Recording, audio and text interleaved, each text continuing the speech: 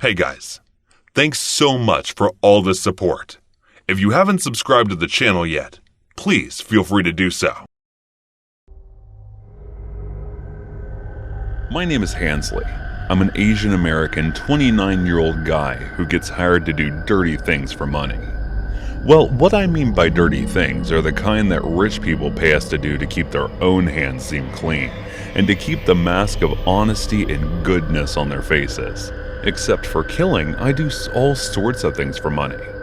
But what happened 10 days ago made me realize that it would be better if I quit these things and started making an honest living for real this time. That day, I had just finished my job, which included taking a certain amount of drugs from one place to another.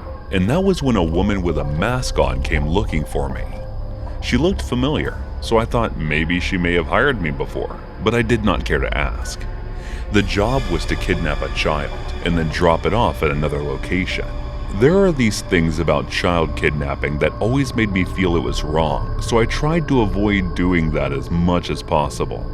But this time was different. The woman was offering me a hefty sum of money, more than I had ever received in other jobs, so I accepted it.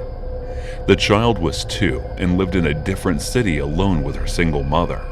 She told me to kidnap the child and leave it in the woods, which was weird because there was a possibility that the child may die there. But with the amount of money she had put in my mouth, I did not dare ask her for more details or refuse the offer. The next morning, I headed to the address she had given me, and as I was driving, I continuously debated in my head if I should do it or not. I know what you guys must be thinking, looking at the kinds of wrong things I had to do for money. This was nothing, but I had never gambled with a child's life. Now that I was going to do it for the first time, all sorts of good, bad, negative, and positive thoughts were taking over my head. When I reached the address, I was stunned by the huge, beautiful house that was in front of me that I couldn't help but admire for a few minutes. This was the place where I had to take the baby, so I sneaked in carefully without letting anyone know. For a big house, this place had shabby security because breaking in was easier than I thought. Anyway, I walked through a hallway to a room where the crying sound of the baby was coming. I wasn't surprised to see that there was no one around, not a single soul in the house, which was weird. As I went into the baby's room, it seemed like the baby wasn't being cherished the way this house was. I mean, come on, who leaves a 2-year-old in his room alone crying? When I was picking up the baby in my arms, I noticed a picture on the side table. Agatha? It was the woman I had an affair with a few years ago, and she left without a word, so I had no idea where she was. So this was her child that I was kidnapping. As I was sneaking out with the baby, I noticed the same woman entering the house who hired me. I could recognize her from the back in her clothing. That was when she returned, and I was shocked to see it was Agatha. She did not have a mask on this time, so I could recognize her at a glance. It was unbelievable that a mother hired someone to kidnap her child. What kind of person does that? As I was driving the child through the woods, I kept thinking about the heartless mother she was. I remembered that her entire house looked polished and clean, but the crib that her baby was in looked dusty and had stains of baby vomit in it. The baby also looks weak, as if not getting fed properly. Did she hate the child so much? Then why didn't she just put it up for adoption? Why try to kill the poor baby? With all the questions and confusion in my mind, I stopped the car in front of the woods as I was instructed to leave the child there. But for some reason, I was hesitating. In all my time doing all sorts of things, I never once hesitated to execute any job, so it was rather rare and surprising for me that I was hesitating. I took the baby in my arms and started walking into the woods.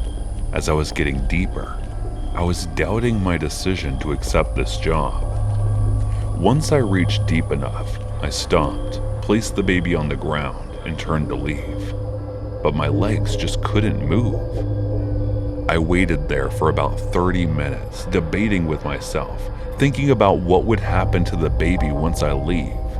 There were many wild animals in this place. There were possibilities they would end up feasting on the poor soul.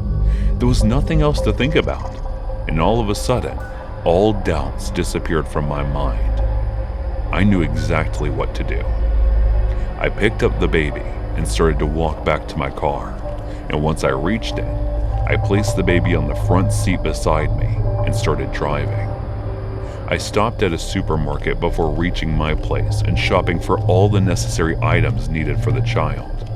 There was nothing in my life that I had been sure of. My decision was firm. I was going to raise this child as my own. Once I was done with shopping, I went to my place and started packing. I looked at the baby girl who was wrapped in the blanket and sleeping. Elma, we're going to leave this place, and you're going to live the best life. It's Daddy's promise, Princess. It used to be the name of my grandmother, and now it was hers. If I were to tell my past self that I would fall in love with a child and decide to raise it as my own, he'd laugh at me for sure. But my present self was proud of it. She was the reason for my change, I thought as I packed my stuff.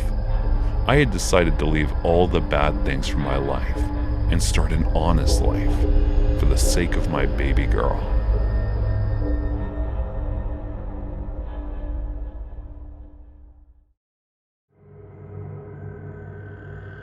These days, when people talk about dating, they don't think about direct interaction to find a partner because dating sites have taken that place instead.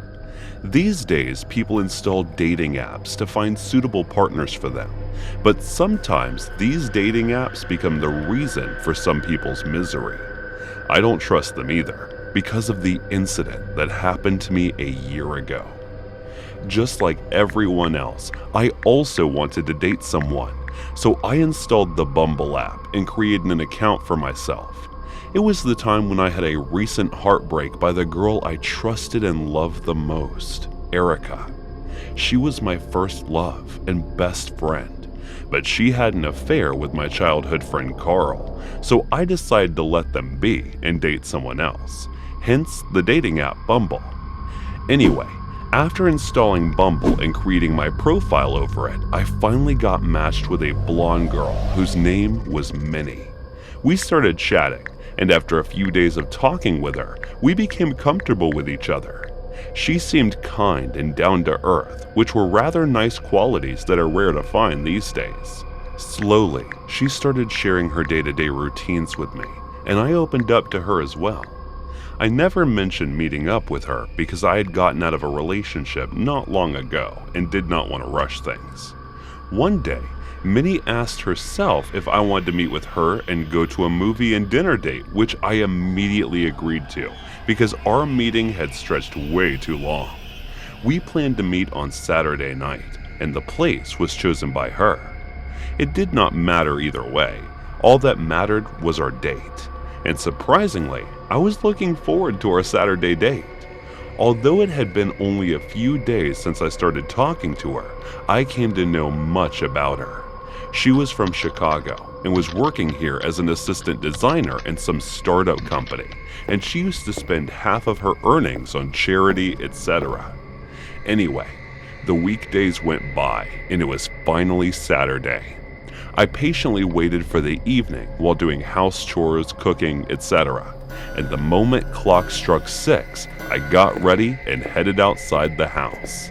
This is when I realized that she hadn't told me the address yet, so I texted her asking for the address. In the meantime, I drove to the gas station to fill up the car.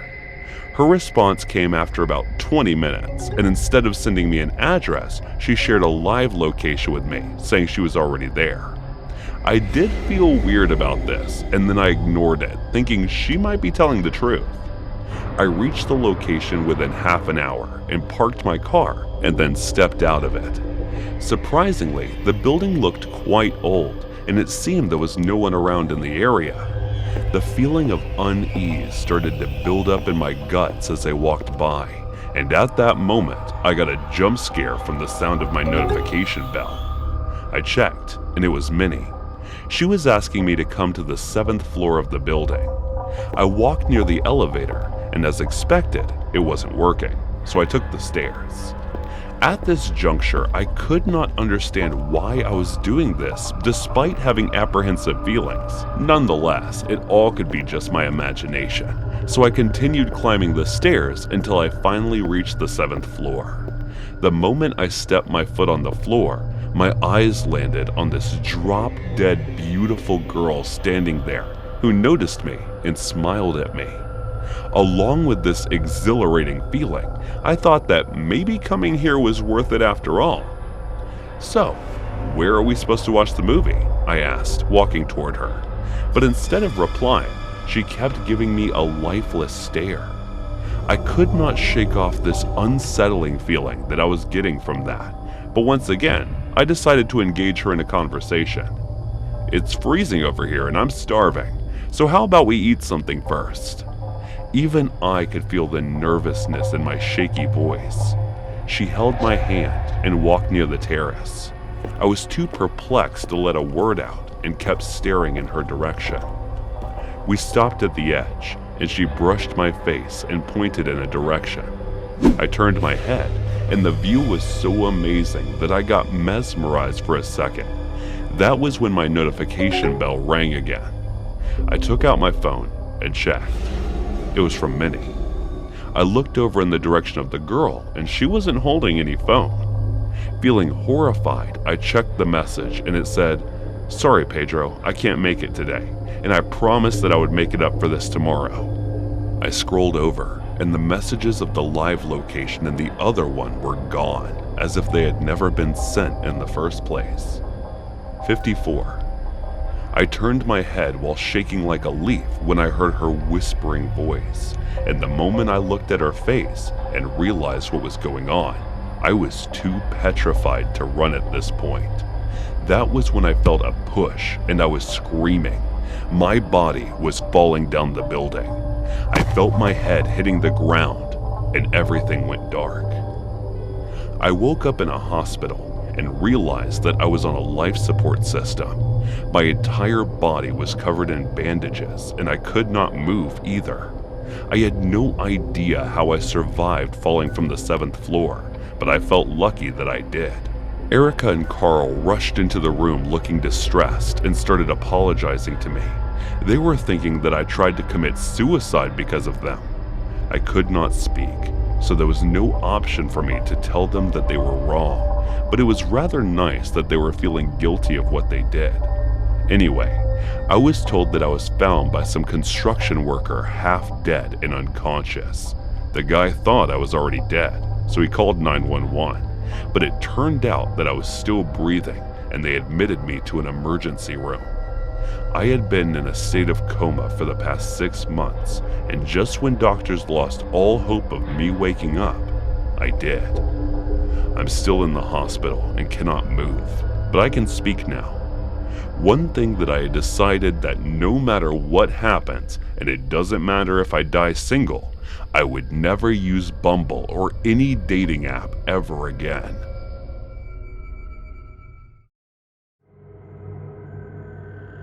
Yes, Virginia. Dear, I told you I would be there by Tuesday noon. Yes, I love you too. I was in the call with my girlfriend while waiting for the bus when I felt a hand over my shoulder. I turned and saw an old man who looked like he could die any moment smiling at me. "Son, does the bus for Ice Island go from here?" As he spoke, I knew he had already gone senile. "No, such a place doesn't exist. The bus for Sapai would be going from here," I said, and went back to focusing on my phone. For a moment, I felt the old man gazing at me with anger, and the minute I turned to see him, he was still smiling at me.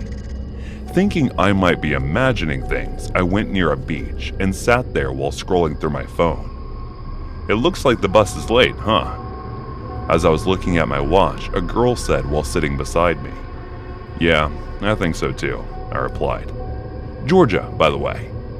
Her hand gesture seemed like she was more than interested in just exchanging names. "John, it's a pleasure to meet you." I shook her hand with a smile on my face. There was no harm in making an acquaintance while on the trip to keep myself entertained. I mean, what Virginia wouldn't know wouldn't hurt. I talked with the girl until the bus finally arrived and everyone present there, including the old man, started to get on. Frankly, she had quite a bubbly personality, and I had started to like her company. As she was speaking, I couldn't feel anyone else chatting at all, which was the only strange thing in this situation. I got on the bus and went to the second back seat, and soon after that, I saw Georgia smiling and waving at me from the front. She walked back and sat on the seat next to mine. It was fine, since I knew for a fact that she would not let me be bored during the ride, and I was right about that. The moment she sat next to me, she started blabbering her mouth, but I couldn't help but notice that not a single person sitting there was letting a word out of their mouth. They were all sitting in a similar posture looking forward, which I guess Georgia did not seem to notice. After chatting continuously for 2 hours, she finally fell asleep. Honestly, at this point, I wasn't even surprised that everyone else was silent, because it was obvious that listening to her can make anyone lose the will to speak ever again. I felt like I was finally able to relax, so I leaned back and tried to get a shut-eye. But the moment I closed my eyes, I felt the brake hitting suddenly and the bus stopping. So I opened my eyes thinking it might be for a rest stop, but as I looked outside the window, I saw that we were stopped in the middle of nowhere. I called out for the bus driver asking if everything was okay, but he did not respond, nor did anyone else present there. They all just stood there in the same position as they were sitting earlier when the bus departed. I got this weird chill down my spine, along with an eerie feeling that something was very wrong here. So I nudged the girl sitting next to me with my elbow to wake her up, but she did not budge. As I started to shake her with nervousness in my voice when calling her, I felt everyone else's head turning back 360 degrees to me. My entire body froze and my voice got stuck in my throat. I felt like I was about to get a heart attack and it would burst any moment out of my chest. That was when I felt Georgia waking up, and I turned to her in hopes of help, only to find blood dripping from her eyes on her crusty and molded skin. I had no idea where did I get the courage to stand up and ran out of the bus, but I did. I ran as fast as I could, and I could feel them chasing me, but I did not dare to look back. That was when I stumbled on a rock and fell. My nose started to bleed, so I covered it with my hand and stood back up. As I started running, I felt a sharp pain in my leg. Guess my knee had also been bruised, but I continued running. Soon after that, my vision started to get blurry, and I got a concussion and fell. As I heard footsteps closing in and my energy getting drained out, I wished with everything for this to be a nightmare. John, wake up! It's the last stop. I opened my eyes and I heard a faint voice and saw Georgia shaking me. I looked around and everything seemed normal, including her, which made me stare at her in disbelief because it all felt too real to be a nightmare. "What happened? Why are you looking at me all pale?" she asked with a chuckle. "Nothing. I guess I had a nightmare." I massaged my aching neck and said, I was still very startled by the nightmare I'd just had. "Oh, don't worry, you're not in the nightmare anymore." I don't know if it was because of the nightmare or the way she said it, but it felt pretty alarming to me. I looked outside and it was morning. Everyone was getting off the bus, so I also stood up and started to walk away from the seat. As I took the first step, I felt a sharp pain in my leg as if I had recently hurt myself. That was when I glanced over to Georgia's side, who was still sitting and smiling at me, which was getting creepier by the second. I rushed out of the bus, and the moment I got off, that same old man from earlier came to me and asked, "Who were you talking to the entire way here? I mean, don't get me wrong, but there was no one sitting beside you." As I heard this, I looked over to the window of the bus where I was sitting with Georgia, and the seats were empty with no one there. I passed out right after that, and when I woke up, I was in the hospital. The doctors told me that I had a heart attack and asked me to call any guardian if I had one. I told them there was no one. I was so terrified that I even forgot why I came to this town in the first place.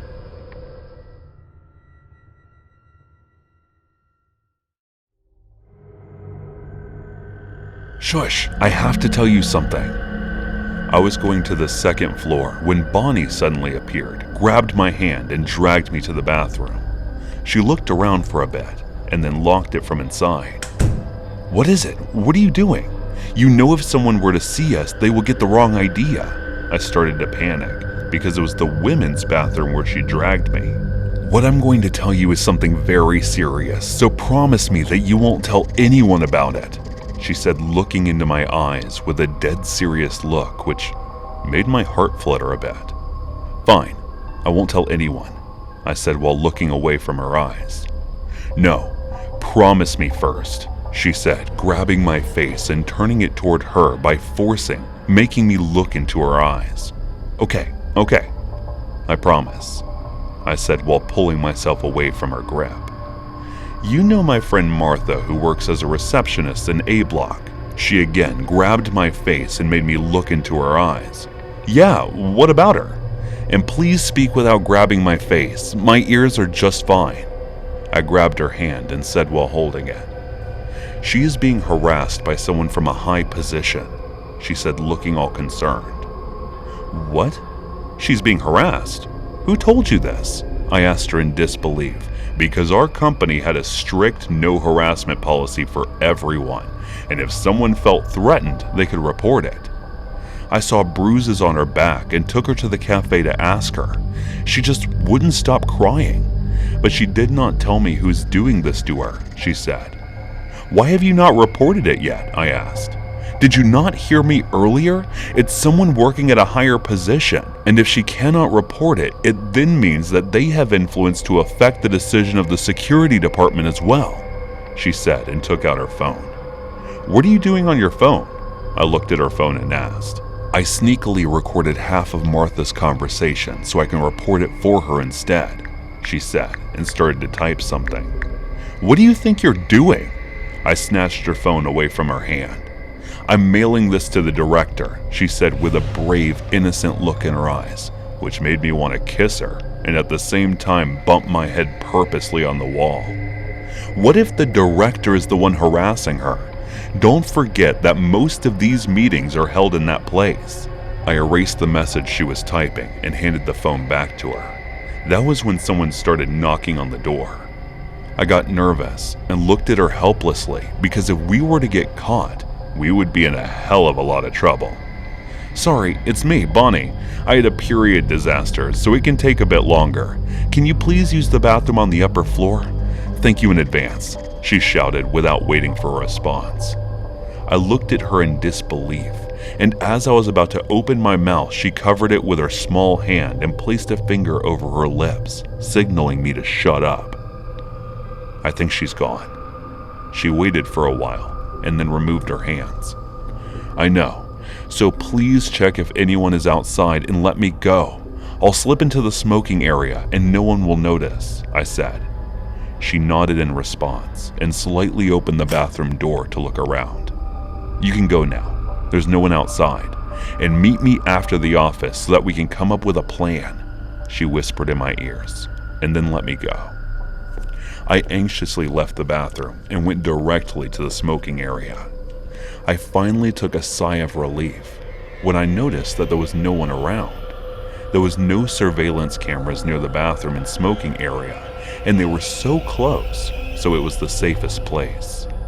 After a while, I went back to work and tried to focus on that, but I could not stop thinking about how close Bonnie was to me, and that it was so hard to think straight and focus on what she was saying.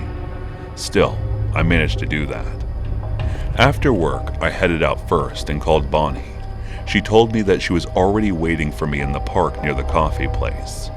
I immediately drove there and saw her sitting on a bench, and as soon as I reached there, she told me that she had already thought of a plan by then. I was impressed. But then I remembered it was Bonnie, and her ideas were also pretty bizarre. so I thought it'd be best if I hear it out first, then concluding that we should apply it. I was surprised to hear the idea was pretty good this time. All I had to do was buy her the micro hidden camera and fit it into a necklace. The next day, I told Bonnie that the necklace she wanted would arrive by tomorrow morning, and she just nodded her head. We decided not to speak that much with each other in the office, so no one suspects anything. Well, it was Bonnie's idea, and unnecessary because everyone in the office knew we were childhood friends. So now they were thinking that either we had a major fight or we have started to date, which, by the way, I made clear, saying that we had a fight, and Bonnie was angry with me. They pretty much believed my lie, and I wasn't that surprised either. When the necklace was delivered, I called her to my place and gave it to her. The next morning, she gifted it to Martha and made her wear it forcefully. But Martha was naive, and she did not suspect a thing. She technically threatened her to keep wearing it at all times no matter what, because it's a symbol of their friendship. After that, she let her go to work. Trust me when I say that sometimes Bonnie scares me.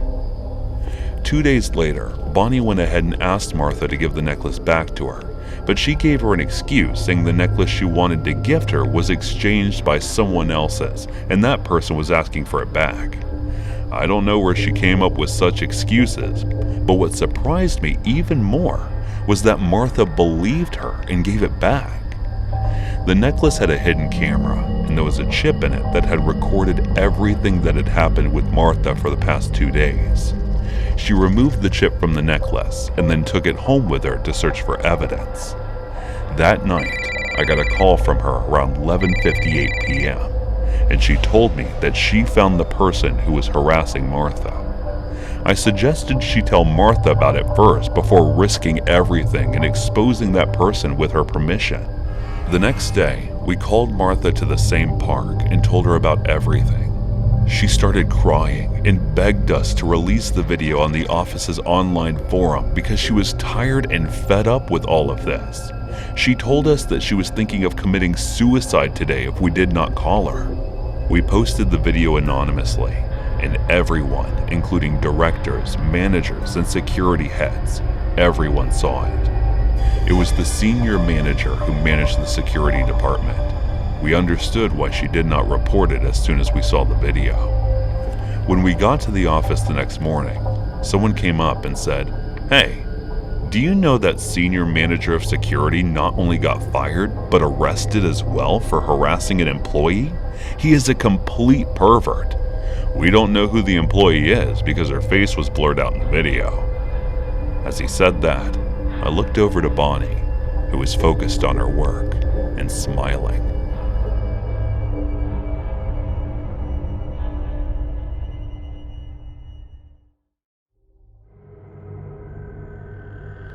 Someone was in my room. As I sat inside my room listening to one of my favorite bands, Motorhead, I suddenly heard a loud banging on my door. It was my mother, and she was not pleased. "Kenneth," she shouted, "I swear to God, if you don't turn the voice down in a count of 3, I'm confiscating your CDs. Despite the loud music, I could hear every word she said. I reluctantly turned off my music and shouted back, "But it's Halloween, Mom." My mother's voice grew even louder as she responded, "Halloween doesn't allow you to make others' ears bleed. Can't you ever listen to some classic music instead of those weird noises?" I rolled my eyes, knowing that we would never agree on music. My taste leaned towards the edgier side, while my mother preferred the classics. "And come downstairs to eat, Mrs. Flinch is here," she said, and quickly retreated down the hall, leaving me alone to my thoughts. I muttered under my breath. I thought this time would be different. I couldn't help but wonder if Mrs. Flinch was a distant relative of ours. She always seemed to be present at every special occasion, including Halloween. As I made my way out of my room, I sighed, knowing that Mrs. Flinch would be staying for dinner. Mrs. Flinch lived on the same block as us when I was around 5 years old, but then we moved. Well, not out of her life, since, as I mentioned, she was always here. As I walked downstairs, I was met with Mrs. Flinch's similar beaming smile as she greeted me. She was dressed up as a witch, and in my mind I couldn't help but think, I bet you are one. Mom and Mrs. Flinch talked about this and that while they put the food on the table. I could hear Dad watching something in the living room, probably avoiding this as always since he also didn't like Mrs. Flinch. I sat in one of the chairs at the dining table and listened to their weird conversation, but was only half attentive to what they were saying, until Mrs. Flinch said something that perked my ears. "You remember how Kenneth used to complain that someone was in his room?" I looked up and noticed Mom's expression changing into a horrified one as she heard her mention that. I was confused about what she was talking about, since I had no recollection of ever complaining of such a thing, but there was definitely something judging from Mom's expression. What of it? Her voice fumbled as she asked that, trying to keep herself focused on the turkey that she took out of the oven. "Well, there's a family that's moved into that house you guys used to live in, and they have a 4-year-old daughter. She is complaining the same thing Kenneth used to." Mom's hand trembled, and she quickly placed the turkey on the table as she heard Mrs. Flinch say that. I couldn't help but feel creeped out by the whole thing and wondered what was really going on. I glanced around the room, observing the expressions on everyone's faces. It was clear that they were deep in thought, trying to process the implications of what Mrs. Flinch had just revealed. The silence was deafening, and it was as if we were all holding our breath, waiting for someone to break it. But no one said a word about what had just been mentioned, leaving the many questions building up in my mind unanswered. The moment Mrs. Flinch left, I couldn't contain my curiosity and asked, "What was it about, Mom?" She gazed up at me with a troubled expression, and for a moment I thought she wouldn't tell me. However, she took a huge sigh and asked, "You don't remember?" I nodded my head in response. Then she began recounting a strange tale. She told me that around the time I was 5, weird things started to happen in our house. There were footsteps that could be heard around my room. Initially, she thought it was me who had a habit of wearing Dad's footwear and walking around the house. But then one day when Dad was at work and I was fast asleep, she heard the footsteps again, which left her horrified. Then one day she heard me crying in my room, and as she walked into my room, she found me fallen on the floor, my head bleeding, and I was screaming at the top of my lungs. After administering first aid to me, she asked me what had happened, and I replied, "There was someone in my room." She felt a shiver down her spine at my words. She revealed that the final thing to happen before we decided to move out of that house was when she was listening to a record one day, and it started to slow down inexplicably. It was almost as if someone was holding a finger gently on the platter till it finally stopped. My mom said she snapped, and out of the feeling of horror she was experiencing, she got up, tears building up in her eyes, and she shouted at the top of her lungs, "Will you leave us alone and go away forever?" She swore that as she said those words, the record went straight back to playing normal again. But the eeriness of the incident did not end there. Before we could experience anything like that again, we moved out of that house to the one we are currently living in. Although I was always skeptical of such stories, I knew my mom was not the kind of person who would make something like this up. But what was even stranger was how I didn't have any recollection of this incident, and only found out about it because someone else was experiencing the same thing. The thought still haunts me to this day. I wonder to this day who or what was lurking in that old house that we used to live in. Was it just a coincidence that both the new family's daughter and I were experiencing the same thing, or was something more sinister at play?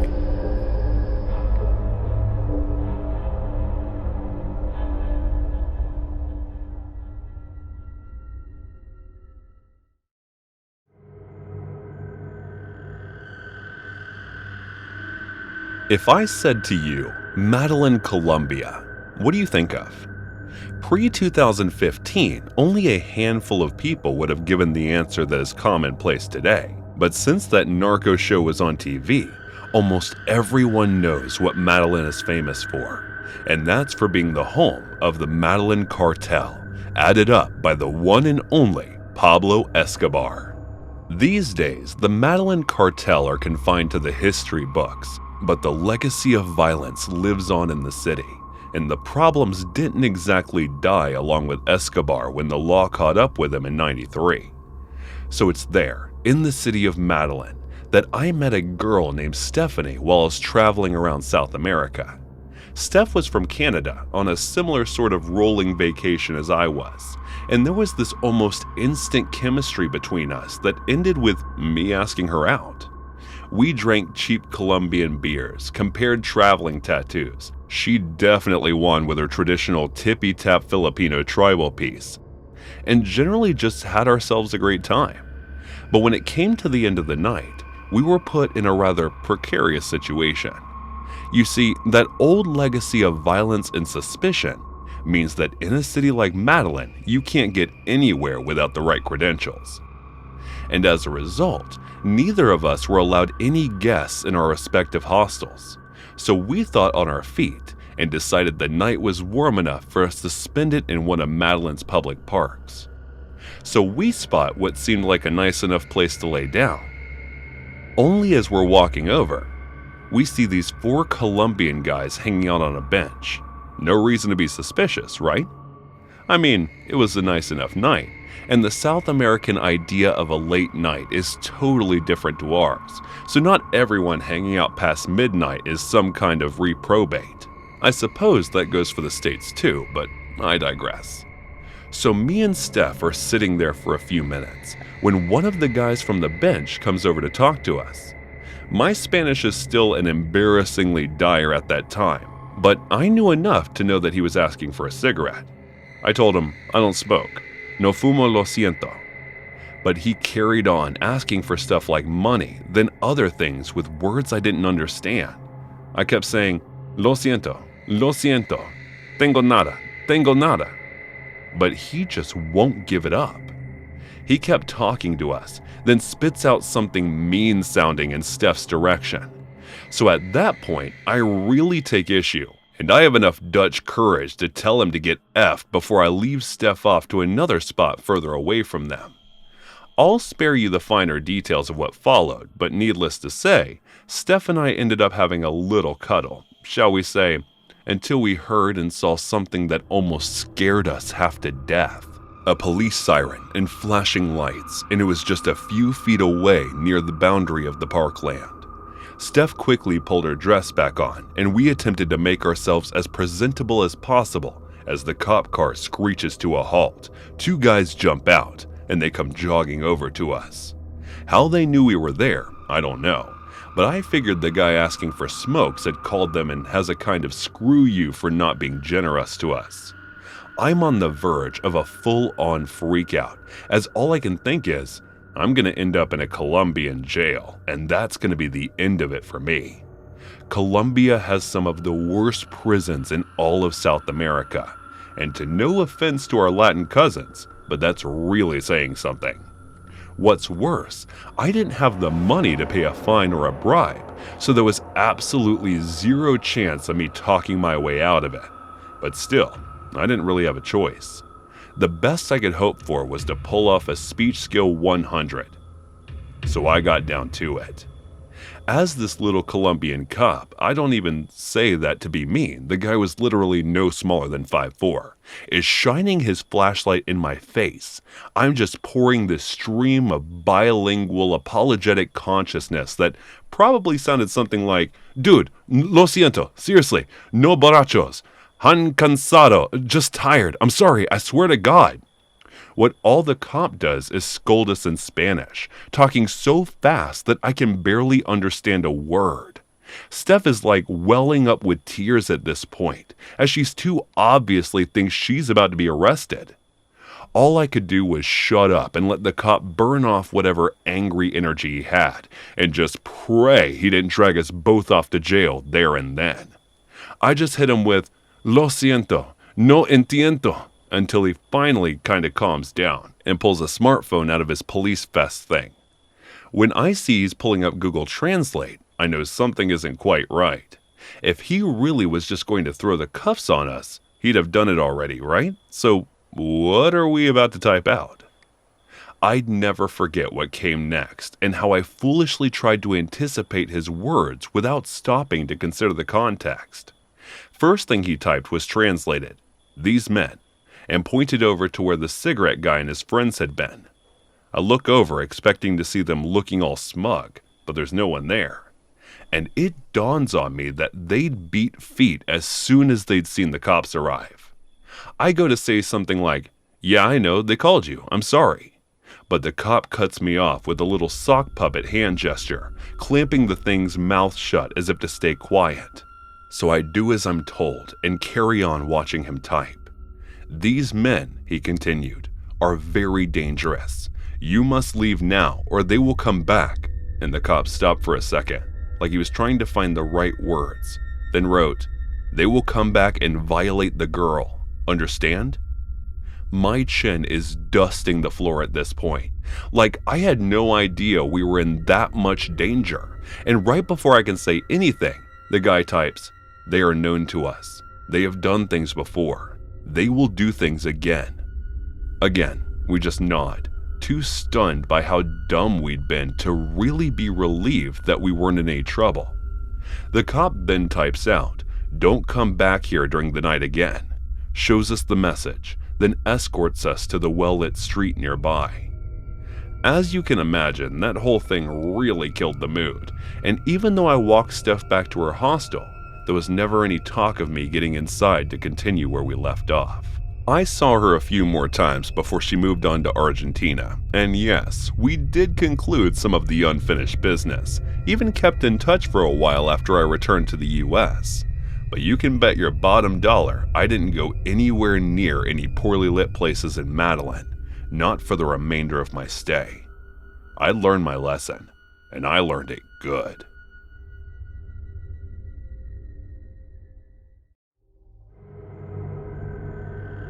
You know what? Hating Monday is one thing, but being terrified of it is another.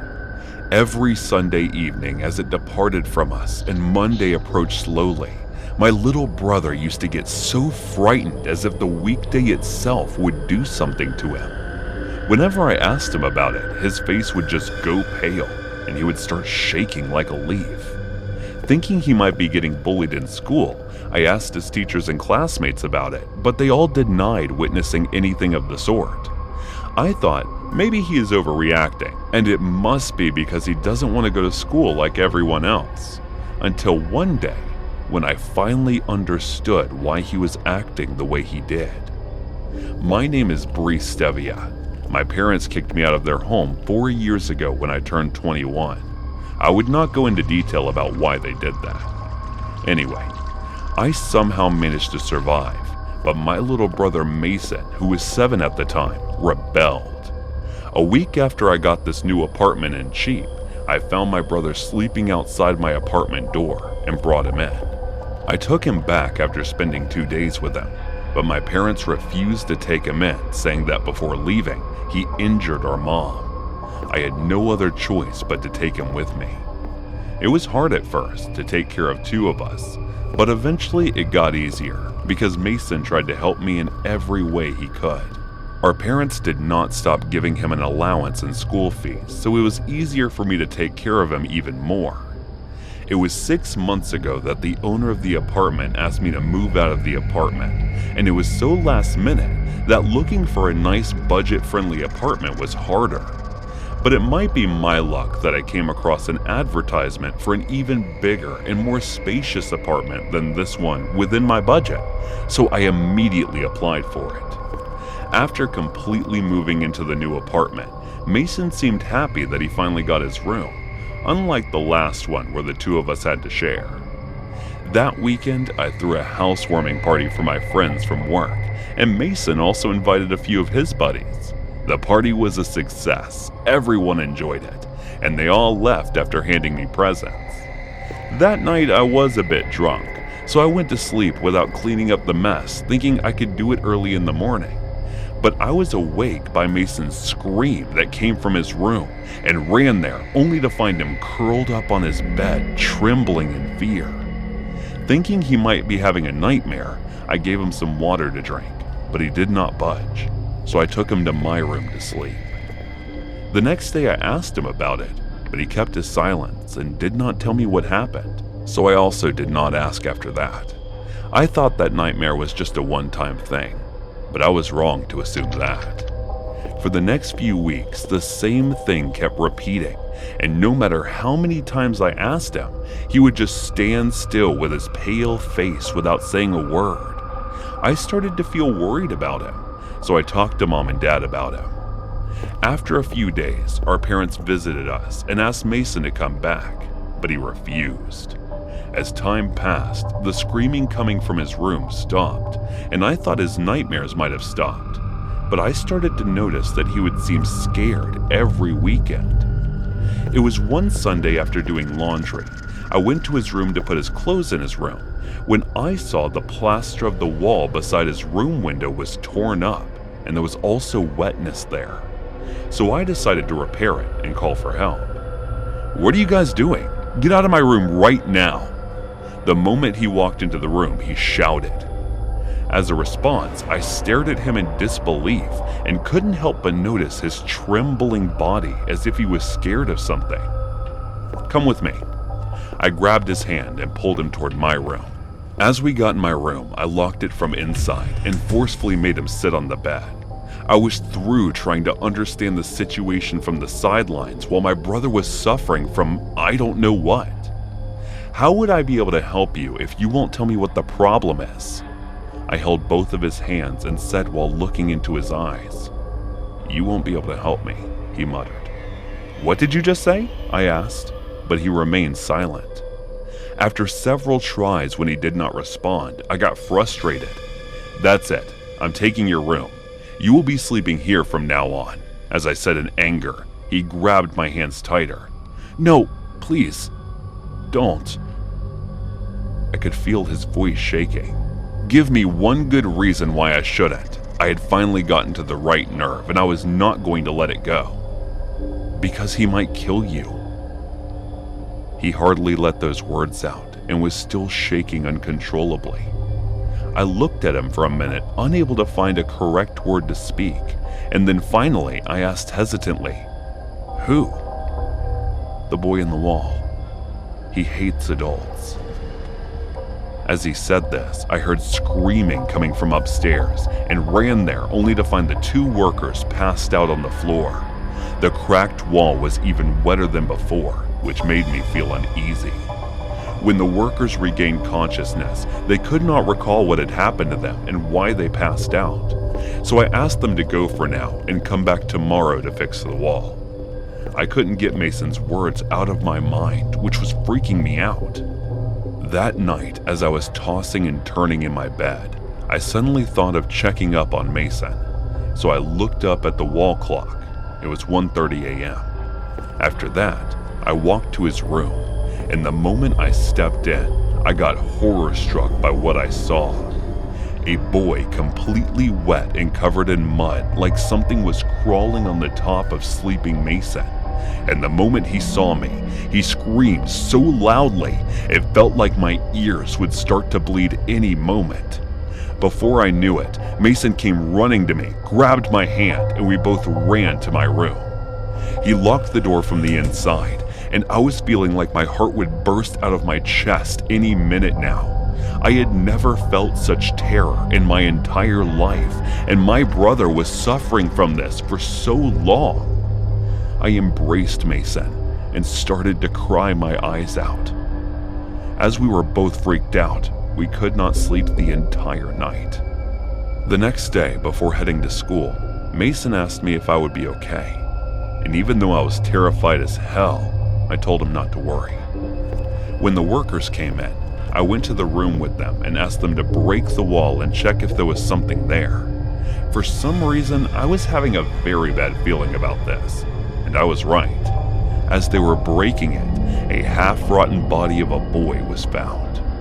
I called 911 with trembling hands, and for some reason, I couldn't help but think that the boy's eyes were fixated on me. The cops came and started asking me questions. Leaving out the ghost part, I told them everything about how I wanted to fix the leaking and cracked up wall when we found the body.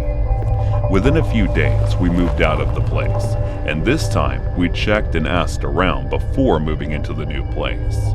I knew how traumatized Mason might have been, so without saying anything, I started taking him to therapy.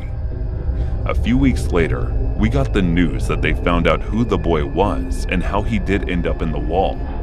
His name was Christian, and he lived with his alcoholic stepfather after his mother's death.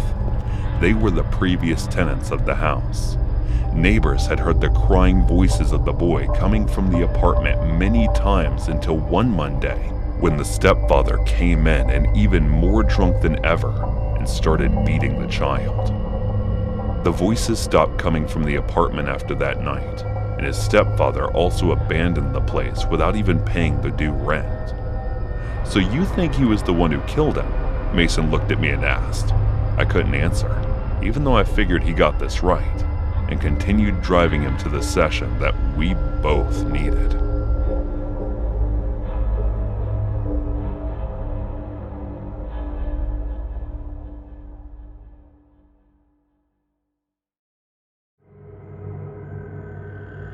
Believe me or not, but coming from a family who has a long history of being exorcist, I have got a strange ability. It allows me to see the ghosts who have possessed someone or are trying to do so. But what is even stranger is that this weird cursed ability only works on Mondays. I know, most of you think that people like us are scammers or something because of real scammers who taint our reputation, but not all exorcists are scamming others. My name is Gina Blair, and I'm a 16-year-old girl who has exorcist blood earning. Someone with an ability like me is born once in 3 decades, and whenever they are born, either they die at birth or survive only a few years. That was the reason I was so precious to my family. It might occur to you that since I had training since birth and have such ability, I might be a strong and brave girl who is always ready to fight an exorcism. But I'm not. I'm just as cowardly as others if they were to face a ghost like me, because every time I see one, I'm terrified to the extent of passing out. That is the reason I made my parents enroll me in school just like the rest of normal students, and it was my first day there. Just like others, I was to stay in a dorm, but my father sent my Aunt Dana, who was also my age, along with me. Unfortunately for me, my bad luck followed me to school, and the first day of my school life was Monday. The moment I stepped foot on the campus, I bumped into a guy, but I got this weird vibe, but I was sure that there was no ghost on him. It was so weird that I kept staring at him for a few moments. "Isn't it too early to have a crush on someone?" Aunt Jenna said while laughing as I watched him walk away. "I'm not having a crush, Jenna. It's just, there is something weird about that guy. I just can't put my finger on it," I said, which made Aunt Jenna stare at him too. "Is there a ghost in action?" she asked. "No, I don't think so," I replied. After watching the boy disappear from our sight, we went to the class. Being paranoid on this day was a given, and whomever I looked at, I kept thinking about what I might see the next minute. My entire day went in paranoia and nervousness, so to sum it all up, I could not focus on any of my classes. "Hi, you must be the new girl. I'm Susan, and I'm a year senior to you." A cheerful-looking girl came to me while introducing herself. "Oh, hi, I'm Jenna, and this is my niece Gina." Since I wasn't much of a talker, Aunt Jenna went ahead and engaged in the conversation with her. As she was talking to Susan, I noticed the same guy from this morning staring in our direction. The moment my eyes met his, he turned around and walked away. The next few days were quiet. I did my best to fit in and get along with the other students, while Aunt Jenna had no problem making friends, which made me a bit jealous of her, but I overcame that emotion. Susan started to hang out with my aunt and me, which made me open up to her little by little as well. "Hey Gina, have you guys seen Susan anywhere? I can't seem to find it since yesterday." It was Susan's best friend, and that is when I recalled that I haven't seen her either after Friday's lunch break. "No, we haven't," Aunt replied. The same day as we were walking from the lab to the classroom, I saw the same guy, and for a brief moment, I thought I saw Susan's spirit lurking over his shoulder and then disappeared. I thought of telling Aunt, but thinking I might be imagining things, I didn't. That very evening in the dorm, when Aunt Jenna had gone out with some other girls, I saw another ghost of an unfamiliar girl. She seemed harmless, but it looked like she was searching for something. The only ghosts I was able to see were those who were either trying to possess someone or they already had. Just then, I received a phone call from Aunt Jenna, and as I answered her, it sounded like she was whispering, "Gina, is Stacy in the dorm?" "No, didn't she go with you guys?" I replied in confusion. "Yes, but we can't seem to find her, and I think I'm in trouble because someone had been following me." After telling me this, she shared her live location and disconnected the call. I know she must be hoping that I inform the cops, but even I don't know why I decided to go there on my own. As I was getting close to the place, I could not help but feel this weird, familiar feeling, and that is when I saw the same guy I bumped into on my first day on campus. That unpleasant feeling kept getting stronger and stronger, so I sneaked around to see what he was up to. He entered an abandoned building, and I followed him in. That is when I saw Aunt Jenna and Stacy tied near a pole. Stacy's stomach was cut open, and she was bleeding while Aunt seemed fine and unconscious. My eyes lingered on the ceiling, and I was shocked to see multiple ghosts, including Susan's, lingering atop the guy who was looking at the two girls with a monstrous smile. You know what? Ghosts are frightening. They are terrifying. But what's even more terrifying than them are the people like this guy who has not an ounce of humanity in them.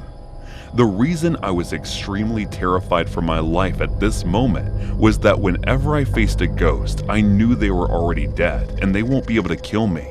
But as I was watching this guy take his sweet time tearing Susan limb from limb, I knew that my ability, my exorcist powers, were useless because there was no way anyone could remove the monster from this man. I dialed 911 with trembling hands and informed them about the situation. Luckily for me, the guy was so busy enjoying his brutality, he did not seem to notice me. He snapped back to reality the moment he noticed cops coming in, but it was too late for him to run. As he was getting arrested, I quickly went and untied Aunt Jenna to free her. I was shaking like a leaf the entire time as I helped her come to her senses and took her back to the dorm. A few days later, we were informed about the guy. His name was Carlos Simon. He was sent to a rehabilitation center when he was young for attacking an elderly woman. After his return from the place, he stayed quiet, but teenagers started to disappear one by one. In his confession, he told the cops that killing them calmed his nerves and satisfied him, which made me tremble and terrified. All I could think about after listening to all of this was that he was a soulless and emotionless monster. There was an unimaginable terror of humans that had placed the horror of ghosts in my heart now, and I couldn't help but be wary of those around me.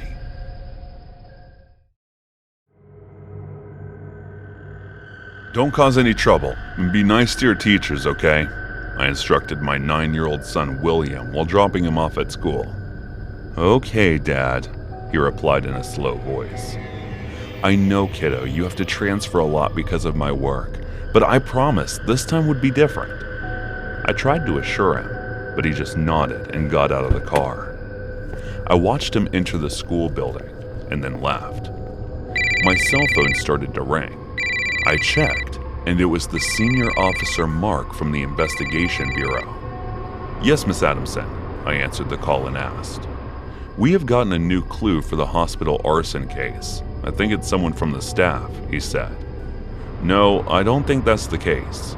The way I see it, I think none of them had a clue about it until the fire spread out, and I couldn't find any motive related to them. No matter what way I look at it, I think it's some kind of terrorist act," I said while taking a right turn from my car. "Why would a terrorist perform arson?" he asked in a confused tone.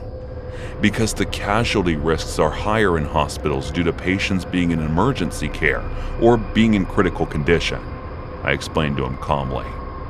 That's when I realized something. "Where are you right now?" I asked him in a serious tone. "I'm at my office, but I was about to head out to meet the victims' families." "Why are you asking?" "No, don't leave the office. I'm heading there right away. And you have the case files for arson that you took for the past 3 years, right?" As I said that, I turned my car in the direction of the investigator Mark's office. "Why am I getting the feeling you just realized something related to the case?" he asked.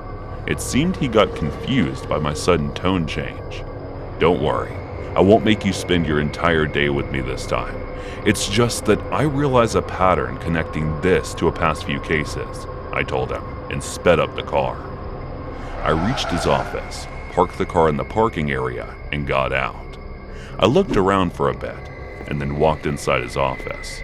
He had already picked out the files that were related to the past few arson cases. "These are the spare keys to my office. Take these, and when you are done, then lock my office and take them with you," he said while stretching his left hand toward me, in which he grabbed the keys. "And where do you think you're going?" I asked him. He flinched, looked over at me with raised eyebrows, and said, "Didn't you say that you won't make me spend your entire day with you?" "I did not lie about that. You won't be spending your entire day with me," I said while smiling. No, I won't spend my day here at all," he said while being nervous. I looked at him with a smile and handed him a file. He looked at me with a defeated look and took the file, surrendering his protest. "So, what are we trying to look at here?" he asked while turning the pages of the file. "We are trying to find a pattern in these arson cases, and if you find any similar pattern in any of these cases, just hand it to me," I said while going through the arson case that happened 4 weeks ago in an orphanage. The timing and the day were the same as the case of the hospital.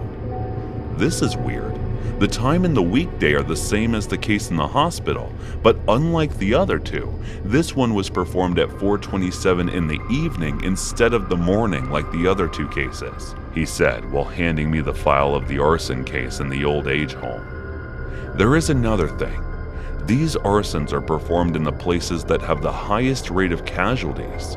Look at this. The first arson that was performed was at the orphanage. The second was the asylum. The third was at an old age home, and the last one is the hospital. And all of them were caused by 2-week gaps between them.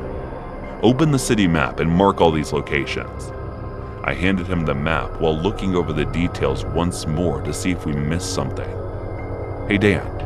I was focused on the files when Adamson called for me. "What is it?" I turned my face to see him looking nervously, and when I looked at where he was pointing on the map and saw that the arson locations were all almost at the border of the town, slowly forming a semicircle trying to surround the city. I could not understand the reason behind it, but each of them was at the exact distance of 3.4 kilometers. "So the next possible target could be this," I said while pointing at the NGO, while Adamson pointed at the school where my son was studying. I carefully calculated again, and he was right. It could be any of these, because he started from the middle. Except for the time and weekday where there wasn't anything fixed. And if we were correct, then the next attack was supposed to happen tomorrow. I immediately called the FBI office and informed them about everything and the possible attack locations as well. After that, I took the file and left. Investigator Adamson worked with me on several cases, so he knew that this was supposed to be a secret mission. By the time I reached the office, fellow agents who were working on the case had already managed to bring in the footage of those places before the arson. We worked all night to find any suspicious person in them, and it was almost 4 in the morning when I noticed there was one person who was present in all those places around that time. We checked the footage for the past week before the arson, and he was there 3 days in a row in each of them. I looked at him closely because he seemed familiar to me. That was when I remembered that I saw him at the gate of the school dressed as the guard. I acted quickly and warned everyone about the arsonist. A team was sent out the next day, and we captured him while he was still acting as a guard, and it all happened suddenly before he could conduct the act of arson. After that, we arrested him for arson and put him in for questioning because I was sure he was not the mastermind behind all of this. As he was being questioned, I decided to change my plans for retirement because I needed to protect my son and other kids like him from the likes of these people.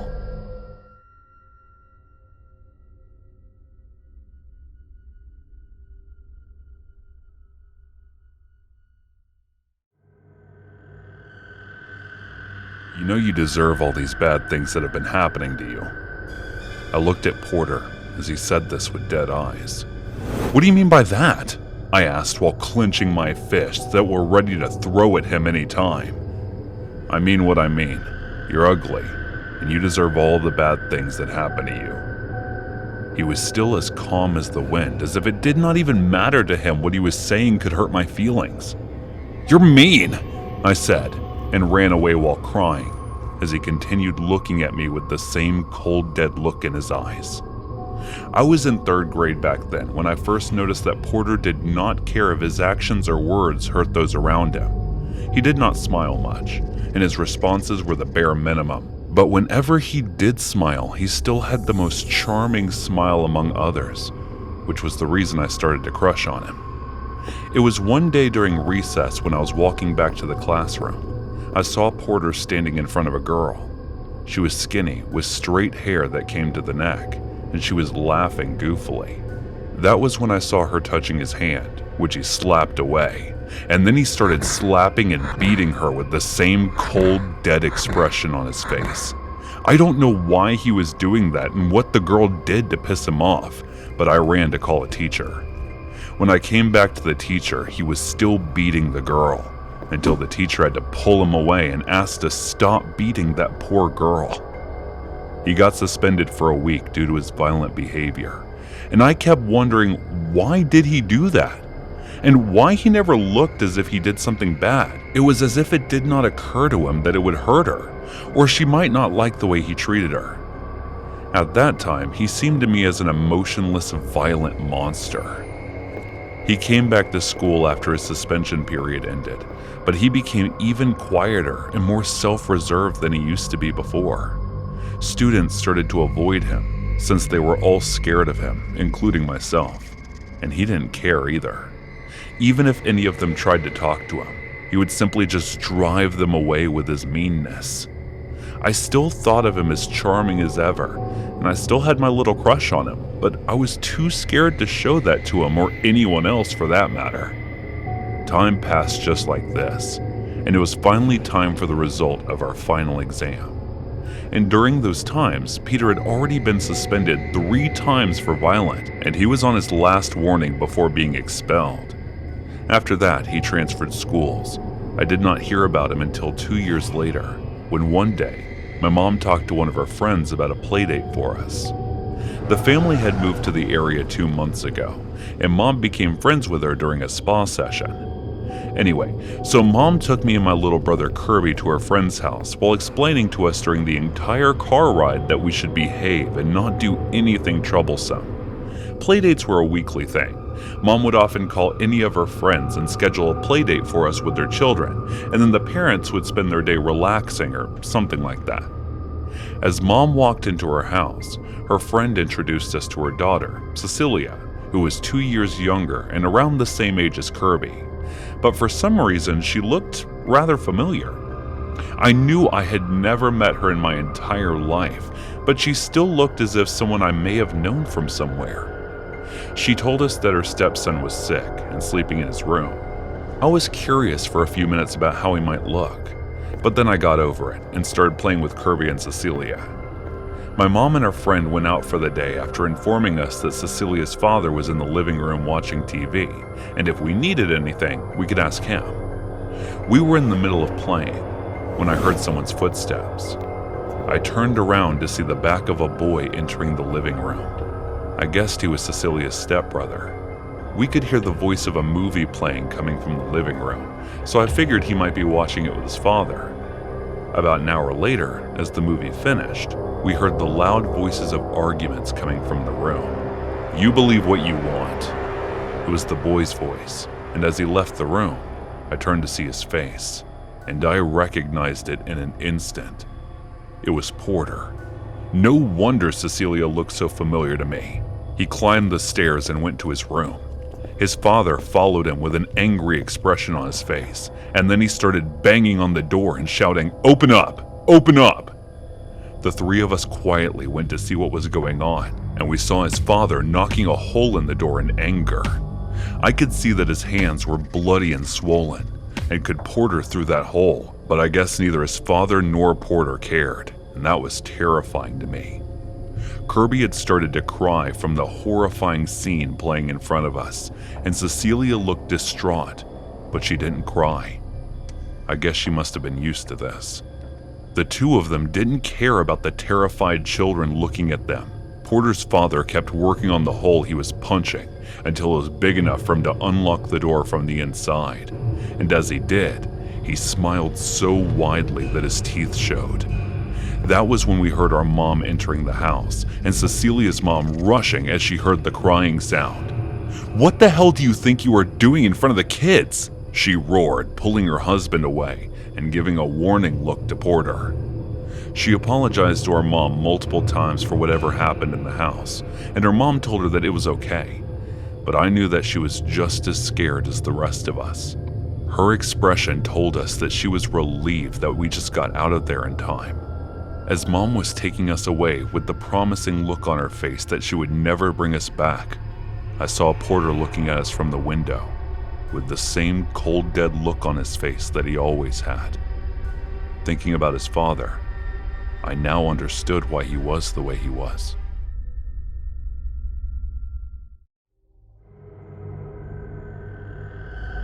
"Hey handsome, wanna join us for a drink?" I turned my head to see a sexy girl dressed in a short red dress asking me this. I looked over to Frank's side and he was busy flirting with ladies. One of these days I'm going to kill this bastard. He dragged me to this bar when I was comfortably using Snapchat, sharing snaps and watching stories. She waved her hand in front of my face and I agreed to go out with her.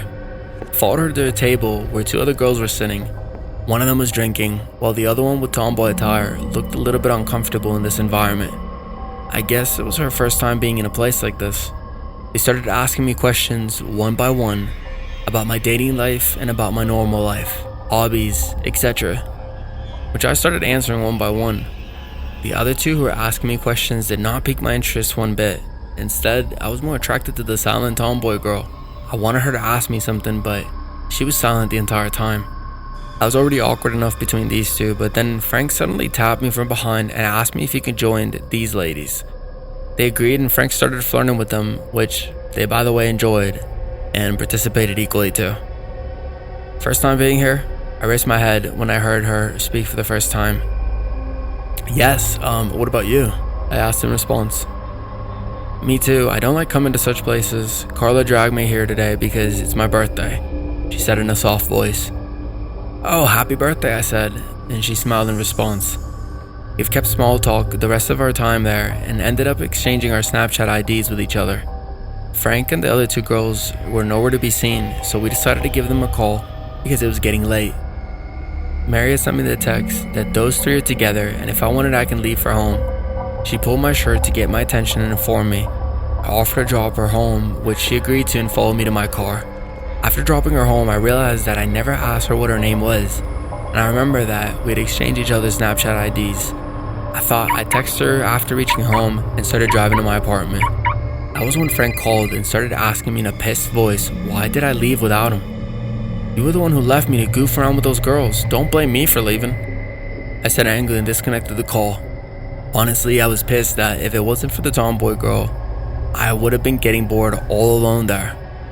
After reaching home, I searched for her Snapchat ID and texted her, which she immediately replied to. I asked her name, saying that I forgot to ask her earlier, and she told me that her name was Millie. We started talking and sharing snaps of our daily lives with each other, and as I got to know her, I realized that she was a more down-to-earth type girl, and I started to like her.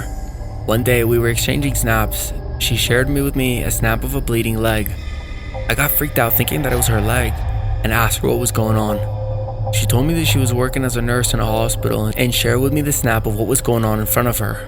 It was a bit weird, but I thought, okay, she shared with me her daily life routine, and it must be one of those things that's just going on in her day. But another day, as we were having an amazing conversation and snap exchanges, she shared with me the snap of the bleeding tooth of a person while saying that she's working again. I sent some laughing emojis and said that it was a bit creepy, and she gave me a weird reply, "Isn't it?" I thought, if she knew these are creepy, then why in the world would she send these to me? Frank called that night and told me that he was going on a date with one of the girls from the bar. I'd already made up with Frank a day later to the bar incident after he called and apologized to me. And besides, he was one of those dearest friends and my only best friend, so there was no way that I could stay mad at him any longer. I wished him luck and opened my PS4 to play some games. As I was playing, I got a notification from Snapchat that she had shared a snap with me. I'd already figured out that it was her work time and she must be sending me those weird snaps of her patients, so I didn't even check it. When I was done playing, I went to the living room and started switching channels when a news channel pulled up my attention. It was showing that the bar we went to the last night had a nasty fight and 2 guys ended up getting stabbed and are admitted to the hospital. They were on dates with 2 girls, and their ex-boyfriends, who were part of some gang or something, showed up and started causing a ruckus. It got out of control and pulled out weapons, and the other 2 poor guys got hurt. This is why I don't like places like that. That's what I thought, and took out my phone. I opened up Snapchat just to see what sort of snaps she had sent me this time. When I did, I was shocked by what I saw. It was Frank and Chase, our friend, lying unconscious on a stretcher, bleeding. There's a text below that said, "Isn't that your friend? Come quickly to the hospital." There was the address of the hospital below the text. I immediately grabbed my jacket and headed over to the hospital. I know that she's a weirdo, but I shouldn't have ignored her text.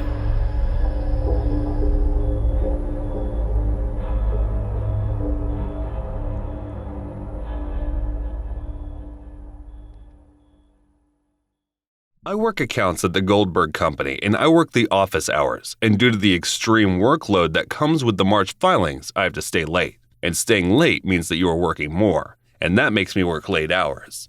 I don't really like piling up my work files, so I try to work them before things end. I was playing that hustle. I didn't really belong to the whole office culture thing, but like everyone else, I have bills to pay, so I do that. I was in the office late, and I used to come early and do my job and leave. Other than me, there was this one guy, Alonzo, always there. He was the one who worked like that. One night, while we were going through the files, me and Alonzo decided to bum a smoke in the back alley of the office. We were outside smoking, and then we saw something messed up. It was a figure, almost looked like it was dead, and was moving towards us. We barely could make anything of it, so we just looked at it, and as it got crippled towards us, we quit smoking and decided to head back to the office. Things were getting too weird for both of us. We decided to not talk about it and kept working. I had some files still incomplete, and he had some files. So Alonzo said, "Hey man, that was weird. So when are you leaving?" And I said, "I still have some files left, and I will leave as soon as I am done with them." We were there for a while, and then he left. I was the only one there. And around 10 minutes later, I decided to take another smoke break.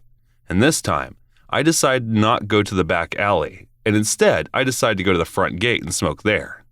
I went out and saw that there was nobody, not even the guard. I stayed there for a while, and then I saw the guard in the distance in the alley, and I called him. I shouted over to him, "Hey man, Devin, you good?" And then Devin grunted and started walking really slow to me. And before he could come to me, I got back up to my office, and then I reached office. Alonzo was there. I was there, and Alonzo was running through the cabinet looking for things, and he was not looking good. I put my hand on his shoulder, and as I did, he got startled and said, "What the hell, man?" And I asked him, "You good, bro?" and he replied in panic, "He bit me, man. He bit me. I was outside going home, and he bit me." I asked him, "Who bit you? Alonzo, who bit you?" And he said, "The guard man, Devin. Devin bit me. He was being all weird, and now I feel weird, and you feel..." And he was talking. I could see him being all sleepy, and he fainted right in front of me. As he dropped on the floor, I couldn't help but notice his bite marks. They were bad, and I tried waking him up. And then suddenly, he opened his eyes, and he started grunting at me. I quickly stepped away from him. I was keeping my distance, and Alonzo got up and started chasing me, but he was slow. And that is when it hit me. He was bit by a zombie. That meant one thing. Devin was a zombie. With Alonzo trying to bite me, I was in a hurry, and I kept running. I ran down the building and saw that Devin was waiting at the door, and as soon as he saw me, he started chasing me. I ran to the back alley where the same figure before was lurking.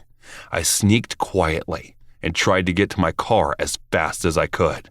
There were some zombies lurking in the parking lot, so there was no way I could get to my car from there. So I somehow ran and tried to get to my home as soon as possible. And I was running, and there were zombies everywhere, and there were people other than me running from them, and even people turning into one. I wasn't focusing much on any of them. I just kept running. It was then that I must have missed the turn, and I reached a dead end, a literal dead end. I tried opening up doors and tried climbing the wall, but there was no luck.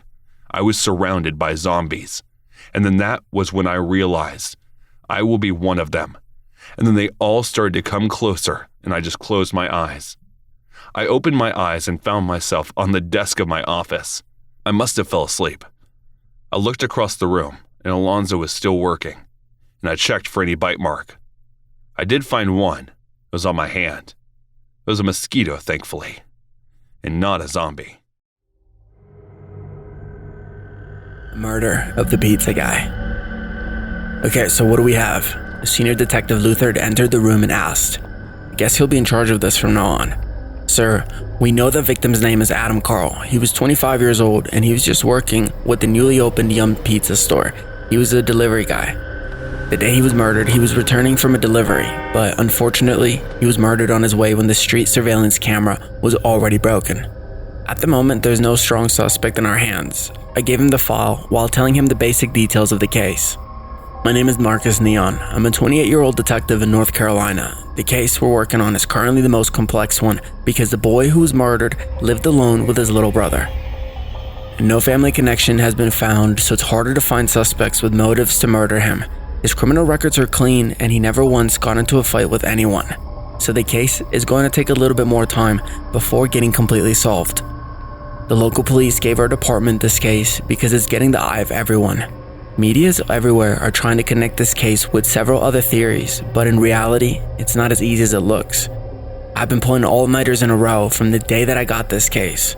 In this case, it's like a mystery because whoever the culprit is, he thought of every possible move in advance before committing the crime. It's been more than a week since we found the body. There were stab marks on his body, but no weapons were found at the crime scene. The body was immediately sent for autopsy and the results were in just the day before yesterday. According to the results, the cause of his death was strangling by rope and his body was stabbed after he died. Detective Neon, what do you think of this case? You have been working on it from the start, right? After reading the file carefully, Senior Detective Luther turned his head towards me and asked, I've concluded that the culprit planned all of this, which means that the pizza delivery must also have been included in this. So the culprit can be someone who's already working in the pizza place, or it must be someone who's one of his regulars. It's either a grudge or jealousy. These were the only possibilities I'd come up with yet. Don't you think it's related to love? Did he not have a girlfriend? He asked in a calm tone, as if he was trying to process and deduct the possibilities of the murder. Yes, Portia Nina was the name of his girlfriend. She was a fellow worker in the store. She got another job offer, so she resigned, but I don't think she's related to his murder in any possible way. They broke up about a month ago before his death, and they were on pretty good terms even after the breakup. I picked up another file that had all this information while telling him this. What about her now? Is she seeing someone? He took the file from my hand and asked while keeping his focus on the file. No, she denied being involved with someone during the questioning. He looked up as I said that. And you believe that? How long has it been since you started working as a detective, Mr. Neon? 2 years, sir. I hesitated at his question at first, but then responded in a loud, respectful tone. Detective Neon, by this time, you may have realized that we don't believe anything until we have proof. Now put someone on the trail of Miss Nina. I think she's somehow related to this murder. He exited the room after saying that, and his suspicion of Nina made me confused. I picked up my phone and gave a call to Anthony, asking him to trail Nina's every move. After that, I picked up the file again and started going through it. According to Adam's coworkers, he came to work on time as usual. He went for his first delivery at around 10:15 a.m. and he returned on time. His day was pretty much normal. He delivered pizza and looked happy when he received a nice amount of tips. At around 6:38 p.m., he went on his last delivery, just before he was murdered. The customer was one of the regulars. She normally used to put on a special request and ask for Marcus to deliver her pizza. At first, she was on my suspect list, but after questioning her, I removed her from that. She was just a single mother of newly born twins, so I don't think she had the motive or energy for the crime. As I was reading the file to find another clue, I received a call from Anthony. Sir, I was tailing Nina. I saw her with a man. They looked like they were arguing. What Anthony was saying shocked me because Nina told me that she was not involved with any men. I think the senior must be right about Nina's involvement in the crime. You took pictures, right? I asked Anthony. Yes, sir. Sharing them right away. As he said that, a notification bell rang and I received the pictures. Checked the database for the man to see if he had any past criminal records, and I got it. His name was Carl Harris, and he was previously a suspect in the murder of a middle-aged man 2 years ago. At the time, he was involved with his wife, but soon after his suspicion, the wife also committed suicide. She had written a suicide note that matched her handwriting in which she confessed to murdering her husband because he was abusive towards her. That case was closed after that, and Carl was removed from being a suspect. He was also in for harassing women multiple times. I called Nina in for questioning and started to ask her questions related to Carl. Her expressions were surprisingly calm, as if she knew this was coming. Were you involved in Adam's murder along with Carl? I asked her. No, I've told you multiple times that I'm not involved in his murder, she said in an annoyed tone. Okay, maybe you're not, but you're not denying Carl's involved either. Nina, do you know something? As the senior said that, I could notice the nervousness on Nina's face, as if she wanted to hide something. You know, we have enough proof to put you in for murder of Adam if you try to hide something. Either this, or you'll end up committing suicide like the previous woman Carl framed. I only said this to scare Nina, and it worked. She started to cry. She told us that Carl suddenly showed up out of nowhere and started to harass her, saying he wanted to date her. But when she rejected him, saying that she was still in love with Adam, just to get him off her back, he disappeared for a week. Nina thought he finally backed down, but one day, she suddenly got the news that Adam was murdered. Carl came back the day after Adam's murder and continued to harass her. She told us that she only suspected that Carl killed Adam, but she never got any proof that Carl ever said anything about it. We dispatched a team to bring Carl in for questioning, and another team was dispatched to search Carl's apartment and car for evidence. The rope and the knife were found in his bedroom closet, and it was sent into the forensics lab. While questioning Carl, he was silent the entire time and did not tell us anything. The senior detective got a warrant to put him in under arrest because he was convinced that Carl is the culprit. A week later, the forensics results were in, and Adam's DNA along with Carl's fingerprints were found on the weapons. After that, he was officially arrested for killing Adam, but he still hasn't revealed how he killed him, or even what happened on the day when Adam was returning after his last delivery. One thing is for sure, my respect for Senior Detective Luther has increased because he was right all along, and I guess I'm going to reopen the case of that middle-aged man because I don't think his wife killed him, or that the wife committed suicide either.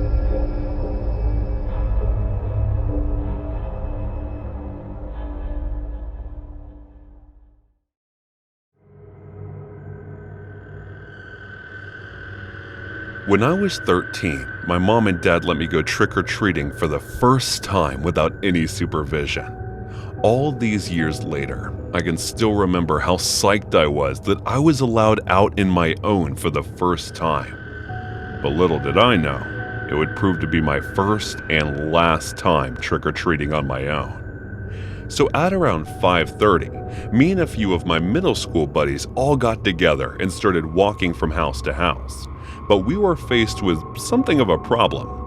Some of the fancier houses, the ones with spookier decor, were so jammed up with kids that some had literal lines forming down the driveways.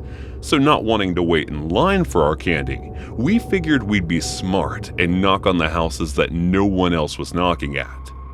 This was not a smart idea for obvious reasons, as the house with no decorations sometimes just tell you to get lost or pretend not to be home at all.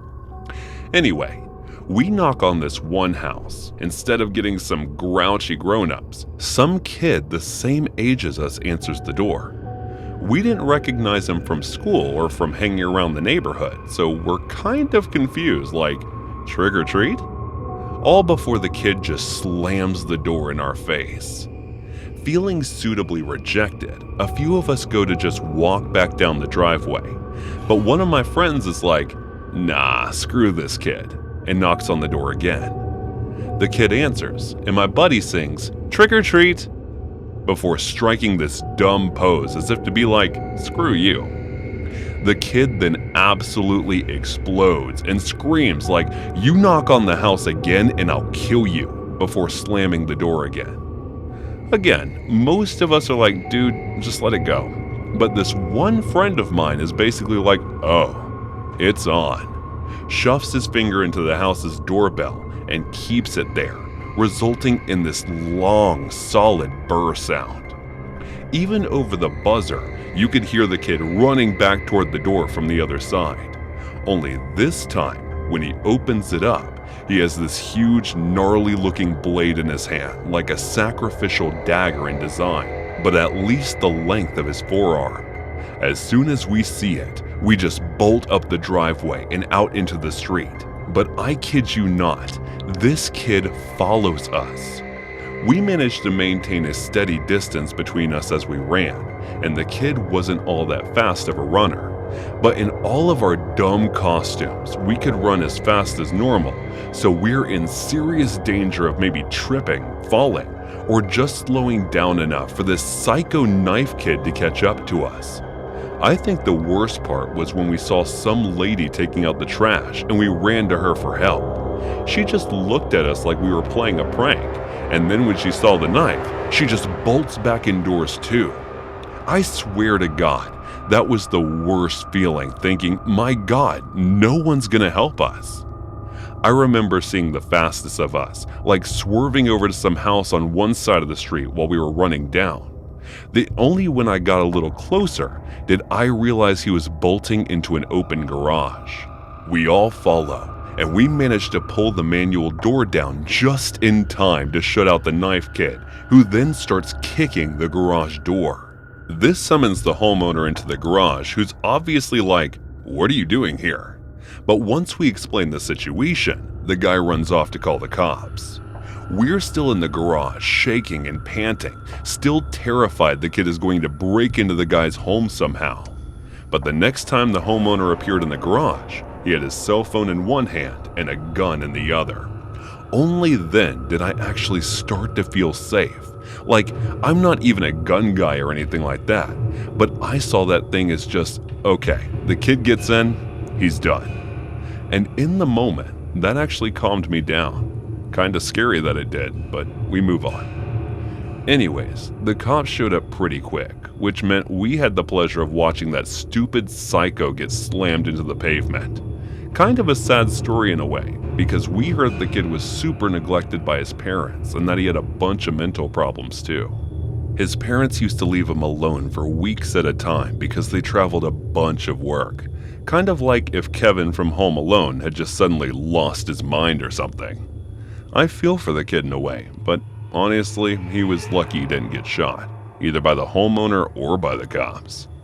We all hate that kid to this day because after that, we weren't allowed to go trick-or-treating until we were way too old for it anyway.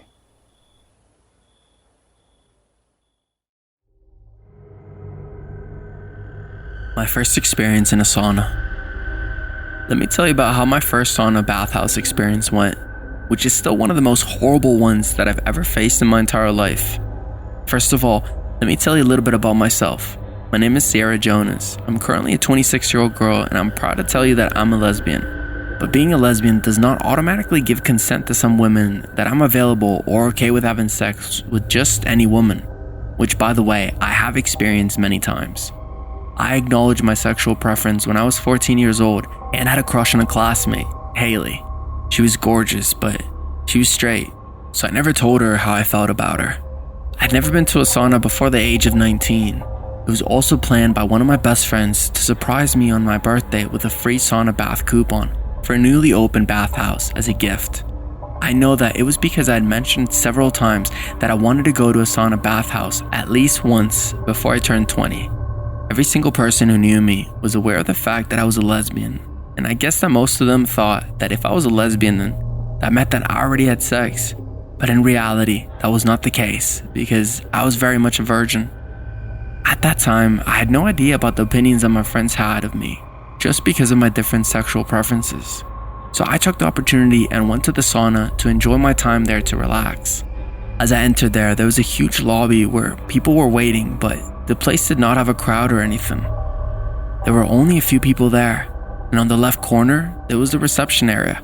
I went there and gave them the coupon. The lady who was there was very polite, and then gave me a warm welcome with a nice smile. She told me about the changing area and the bathrobes, which I was supposed to change before entering the sauna bathroom. When I was done changing into the robe, another lady guided me towards a wooden cabin type room. As I entered, I noticed that the wooden structure, which comprised a hot stone to produce the steam, and the hot temperature was just the perfect way to relax my muscle tension. The lady gave me a few instructions and then left. There wasn't anyone else in there at the time except for me, so I made myself comfortable by removing the bathrobe and starting to relax there. It was my first experience after all. I knew that there were some saunas that allowed multiple people to enjoy the same bath, but I thought that maybe this was one of those private ones. While I was relaxing, I fell asleep without even realizing it. I noticed in my sleep that someone walked in, but I thought it must be my imagination. As I was getting more relaxed and sweating, I felt a set of hands grow up in my breasts. For a few seconds, I thought I was dreaming, but then I jolted awake when I felt a wet body touching mine. When I opened my eyes, I saw two naked women looking at me with full eyes of lust. One was sitting beside me and the other one was standing in front of me. I felt a tightening feeling inside my chest, which was making me scared. "Sorry ladies, you must be mistaken. I'm not here for these kinds of services, so I'll be leaving now," I said while laughing nervously and stood up to leave. But as soon as I stood up, the woman who was standing in front of me pushed me onto the lap of the other woman who was sitting and then climbed on top of me. As I was about to shout at her, she forcefully started kissing me while I struggled to get away from them. They started touching me in inappropriate areas, pinching me, etc. I somehow managed to kick the woman who was on me and try to run, but the other woman grabbed my hair and started pulling it towards herself. When I tried to scream, he tied a rope over my mouth and then tied my hands with the same tightly. While one pinned me down and held me tightly, the other one played with my body and started to do things to me which felt quite painful. I had no idea how, but they had brought things along with them to rape me and hurt me. I struggled so much, but she kept raping me, and when she was done with me, she switched the positions with the other woman, and then she started to rape me to her heart's content. What I was feeling at the moment was not a feeling of pleasure at all. It was simply just pain and horror. I did not know when I passed out between that horrifying experience, but when I gained consciousness for a few minutes, I was being carried out naked by staff members. They looked worried, so I guess that they had no idea how that had happened to me. I passed out again, and when I woke up, I was laying on a bed in the sauna, and there was a nurse treating me. They apologized to me, saying that it was because of their carelessness that they did not realize that I passed out due to temperature and staying too long in the sauna bath. They said that the reason they didn't take me to the ER was that if they did, their reputation would be tarnished. I told them that two women had raped me, but I guess they did not believe me. I called my parents to take me home. When they got there, I quietly followed them home. You didn't know that staying too long in a sauna could cause low blood pressure and dizziness? You should have been careful. I stayed silent and listened to my mom scolding. I did not tell my parents about this horrific experience because I knew that they would blame it on me being a lesbian. The next day when I reached my college, my friends came rushing towards me. "So, how was the sauna? Did you enjoy it?" One of them said in a tone filled with excitement. I could not respond to that question. "And how's the secret surprise that we prepared for you? Did you ladies enjoy yourselves?" I jolted my head towards the girl who said that, and it was Emily, who used to claim to be my best friend. The horror from the sauna came crashing into my mind, which started to fill my eyes with tears.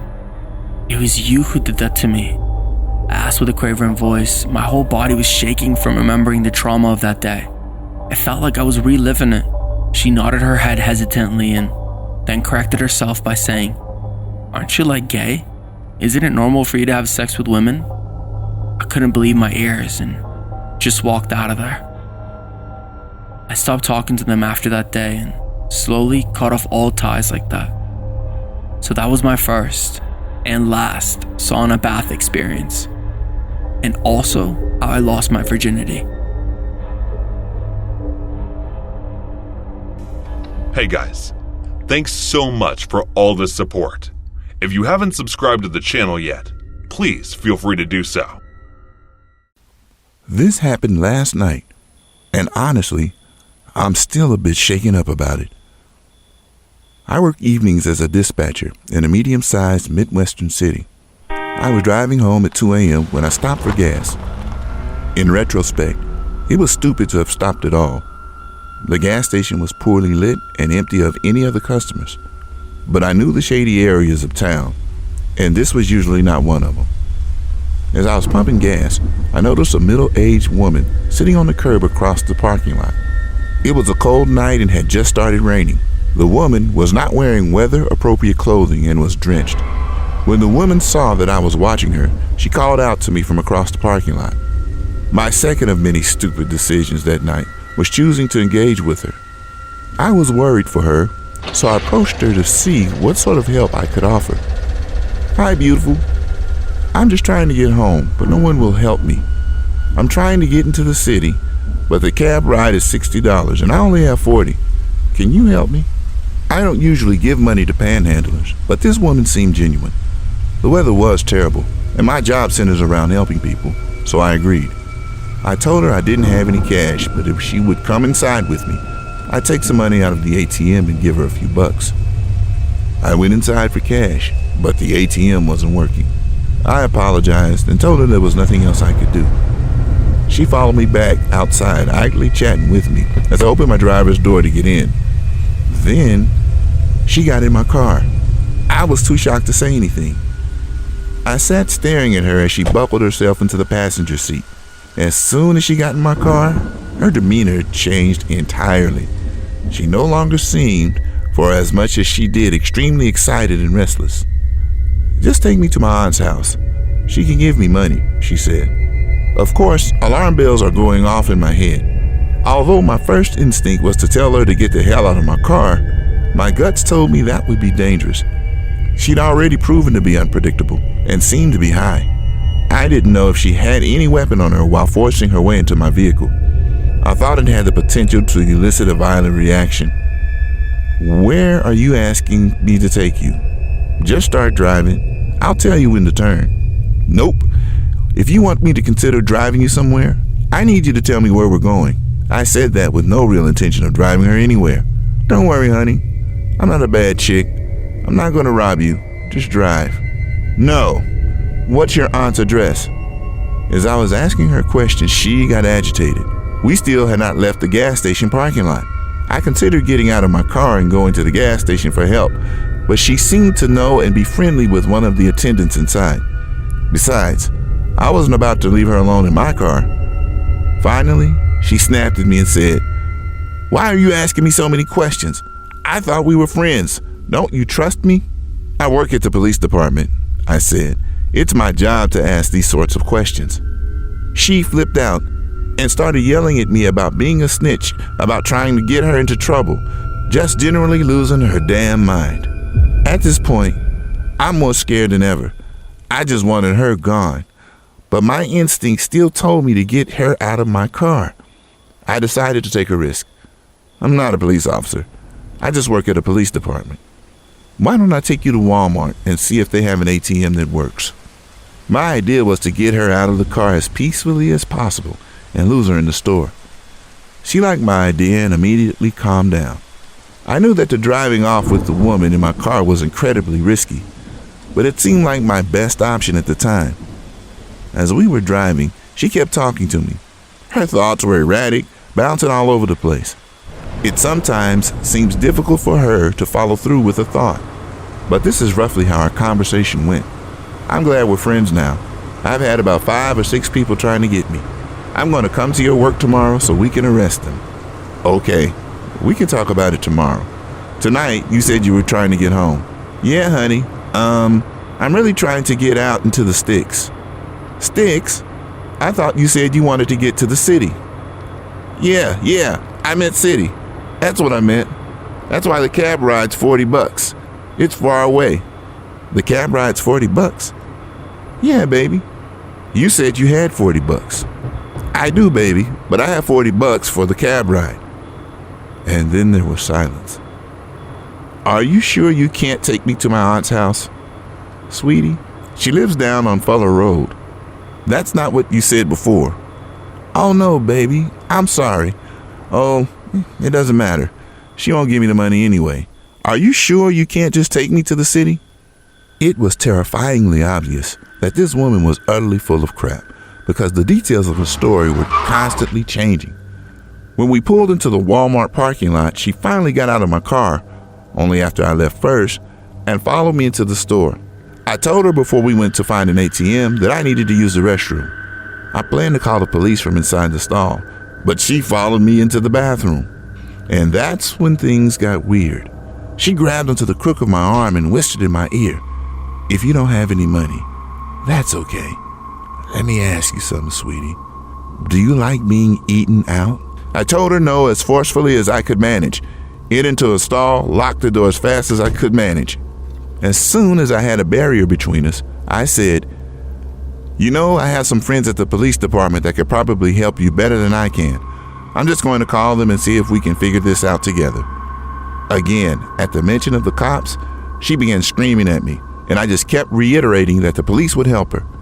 She snapped at me and she said she was going to leave and stormed out, but it wasn't over. I wanted to make sure she was gone. Sure enough, not 60 seconds after she left, she came into the bathroom and started banging on the stall door. Then she said something that scared me more than anything else. "Hey, come back to your car with me. I left my beer in your car." I blatantly told her no. I saw her get into my car, and she had absolutely nothing with her other than the clothes on her back. After that, she left the bathroom again and didn't come back. I waited a good 5 minutes before exiting the bathroom. I immediately found a manager who called the police for me. Thankfully, I was in a different police jurisdiction from the one I worked because I was mortified at how entirely stupid I had been for the whole night and would have died of embarrassment. If a coworker had responded, the officer that responded took my statement and advised me to be more careful in the future. He said that sometimes panhandlers turn violent, and that just recently there had been a woman who matched my description of assaulting the Good Samaritan that had stopped to try to help her. I learned my lesson on stranger danger, and I'm lucky to have come out unscathed. I'm glad my stupidity didn't kill me. So, fellow listeners, the next time you try and help a stranger late at night, don't.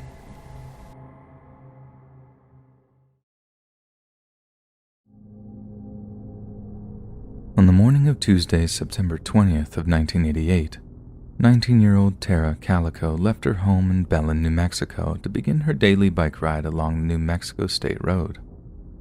Cycling was her favorite form of exercise, and she chose a route she'd ridden every morning, without fail, for years by that point, and was often accompanied by her mother, Patty Dole. However, in recent weeks, Patty had ceased to join her daughter in her daily rides after one particularly frightening incident in which she believed the pair had been stalked by an angry motorist. Patty had implored her daughter to stop cycling at that time in the morning, or to at least take a different route, but her daughter rejected the idea and said her mother was overreacting when it was suggested that she carry mace. That Tuesday morning, Tara had noticed one of her hamstrings feeling a little tight. She mentioned this to her mother and added that if she wasn't home by 12, it was because she was probably injured, in which case her mother was to drive down the regular route to give her and her bike a ride back. We can also assume that Tara desperately wanted to be back around that time, as she had a date at around 12:30 and wanted time to get ready. And indeed, when Tara failed to return by noon, Patty drove down their usual cycling route, but couldn't locate her daughter. But what she did find were the broken pieces of what was unmistakably Tara's Sony Walkman. Patty immediately contacted the police, suggesting the broken pieces might represent some kind of trail for them to follow. Police did indeed follow the trail of broken plastic, but to no avail. Several witnesses were interviewed, each saying they had seen Tara riding her bike along the state road. One or two even added that they had noticed a light-colored pickup truck following closely behind her, but hadn't really thought anything of it at the time. Police cast a wide net in the search that followed, but not a single trace of Tara or her bicycle could be found. It was as if though she'd ridden into a black hole, like she just dropped off the face of the earth. Yet little did they know, they would be seeing Tara again. Only the circumstances in which they'd see her would be truly terrifying.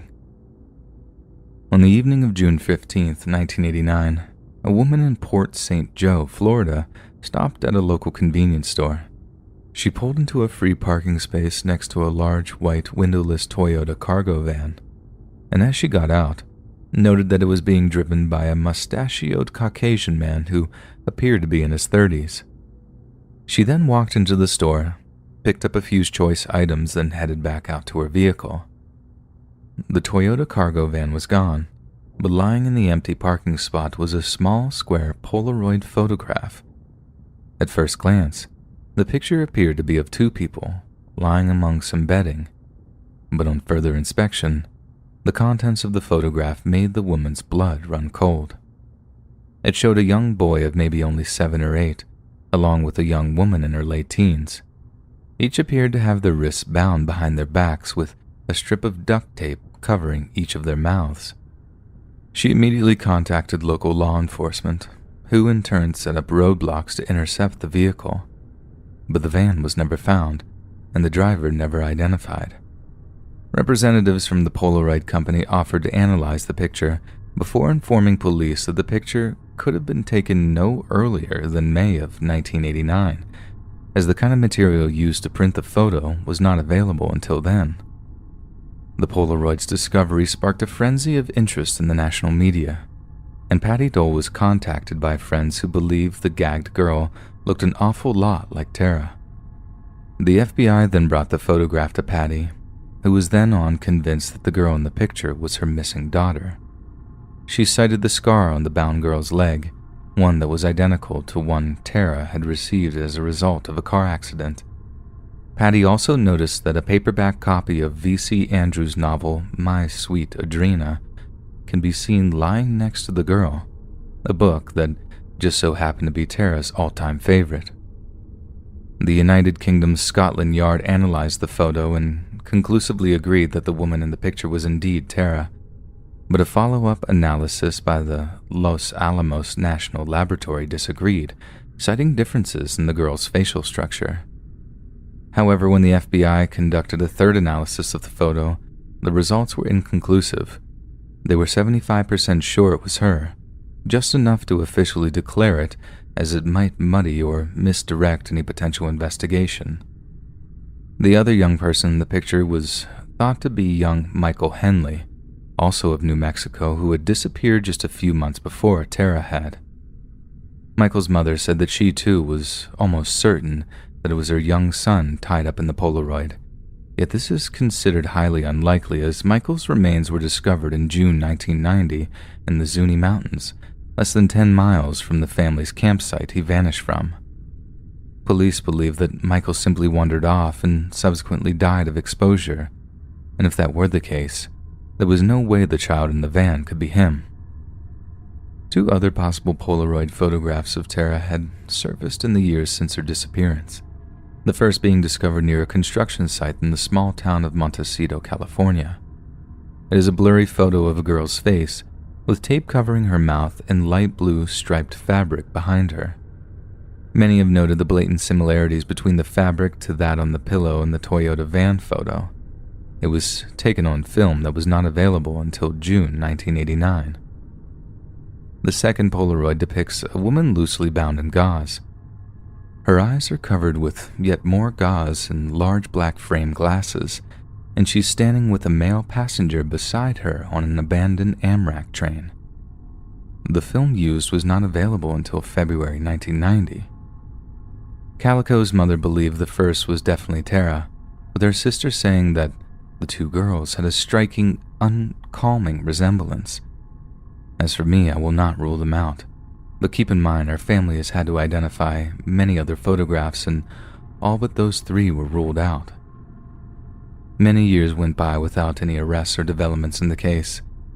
Then, in 2008, rumors spread that two teenage boys had accidentally hit Calico with a truck, panicked, and subsequently killed her, covering up their misdeeds by disposing of her corpse somewhere it'd never be found. But this was dismissed as pure hearsay, and the police officer who made the comment was publicly chastised by Tara's stepfather for them. 5 more years went by, and we could be forgiven for thinking that Tara's case would remain a cold one. But in 2013, the FBI announced that they had set up a 6-person task force that was to be charged with reinvestigating Tara's abduction, citing the discovery of new evidence.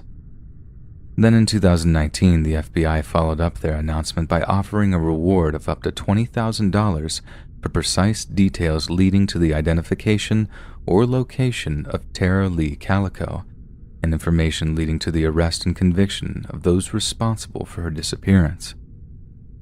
So it seems the FBI are creeping ever closer to finding the person responsible for Tara's death or abduction, and that even if 30 years goes by, the powers that be will not simply allow people to go missing without doing something about it.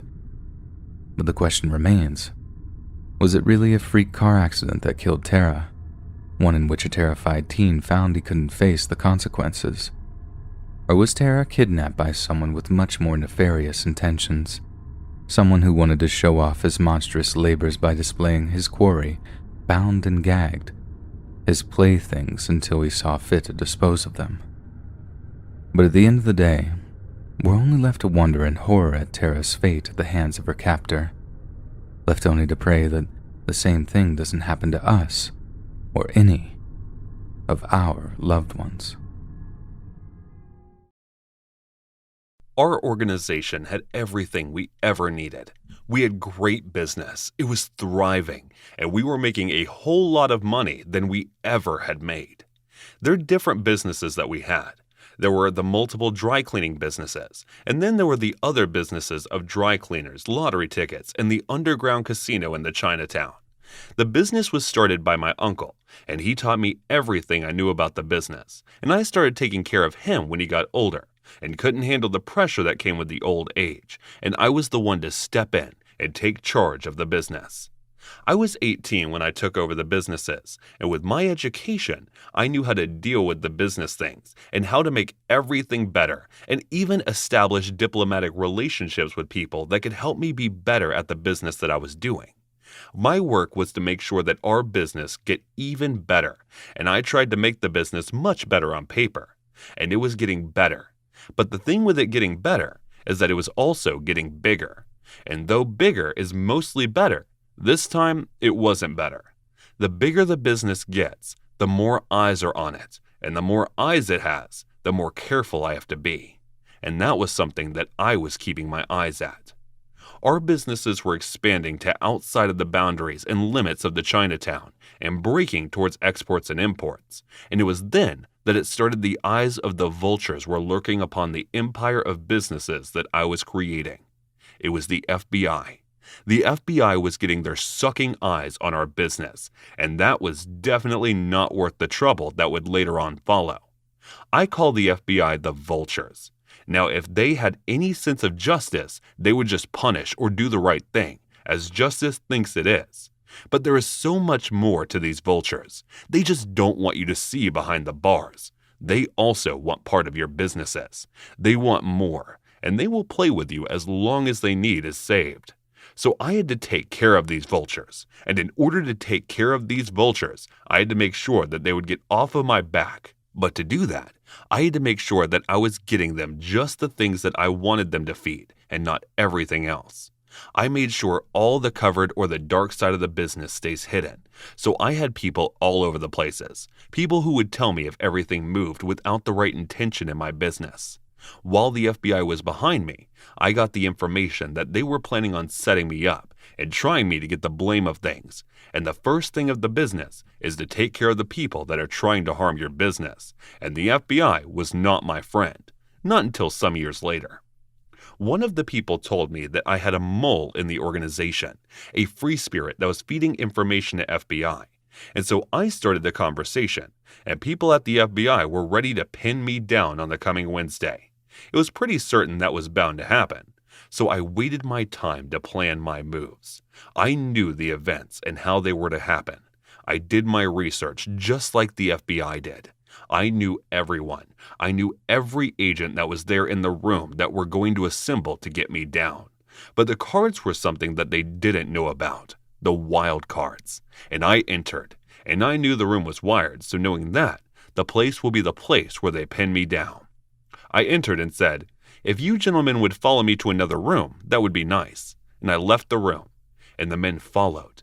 And then we walked across the road and reached the warehouse. And as they entered, they could see some people tied up, and they saw it, and it was their family members. They were all tied up, and their mouths were shut, and then I said, "Well, gentlemen, lovely family you have there. It's nice to have such lovely families, someone to share memories and life and business with. Things we do for the family. Well, here's the options. Let me clear them out for you, because it is the last time that these options will be out for you. So here's the deal. You tell them boys at FBI you got nothing on me, and I will let them all be. But they stay safe as long as FBI stays off my back. But if something happens to me and the FBI is involved, let me tell you, these people will not get the treatment they are getting now. So let us all get one thing clear. These people will be released when I have my files over here, and FBI have taken away the vultures, and most importantly, I have an information for your head. There's something private. Get him and get off." And that cold, long, one-sided conversation was enough for me to get the FBI off my back. But then I had things over a really important person that hangs out in the Oval Office. Something that happened between him and Lu Xiang in the Chinese bar once. FBI were quick to realize that I was left alone. And then as I said FBI were back years later, this time they wanted my help rather than getting me behind the bars. I'm a DJ here in South Korea, and because English is not my first language, please excuse me if there are any mistakes here. 20 years ago, I was driving home from a late-night wedding gig. It was around 4:30 a.m., and I was driving south on our equivalent of an interstate highway, when at one point, the retaining walls on each side of the highway grew very narrow due to the road snaking through mountain passes and other tunnel-like places. It's not like a particularly dangerous place to drive, but the blind bends definitely made me a little nervous as I slowed down to traverse them. Good job I did too, because suddenly, out of nowhere, a young woman jumped out in front of my car, and I was forced to slam on the brakes hard. I swear I almost gave myself whiplash, but I managed to stop in time, and I was so angry that I got out of my car to shout at her. What was she even thinking that she was doing? She looked up at me, didn't say a word in reply, then actually ran to the passenger side door and climbed into my car. It was then that I realized that she was evidently running from someone or something. So I freaked out for a second and as many minutes, then jumped back into my car and drove off.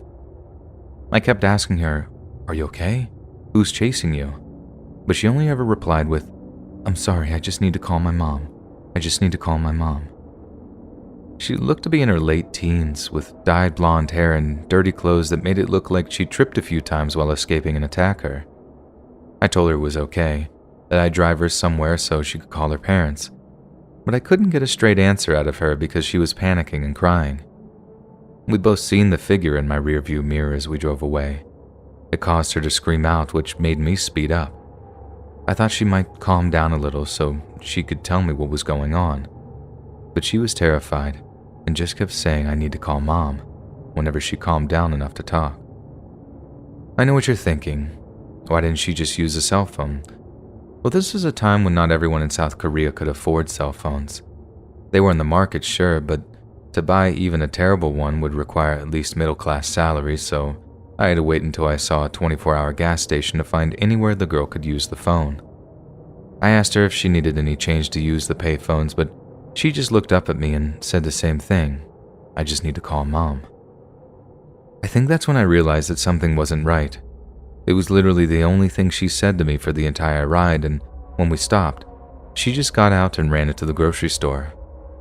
It was very evident that she was terrified of whoever had been following her, and it was also evident that they were too scared to talk about it, so, trying to be a good citizen, I called the police and told them everything. I kept the car running and kept watching the girl as she used the payphone.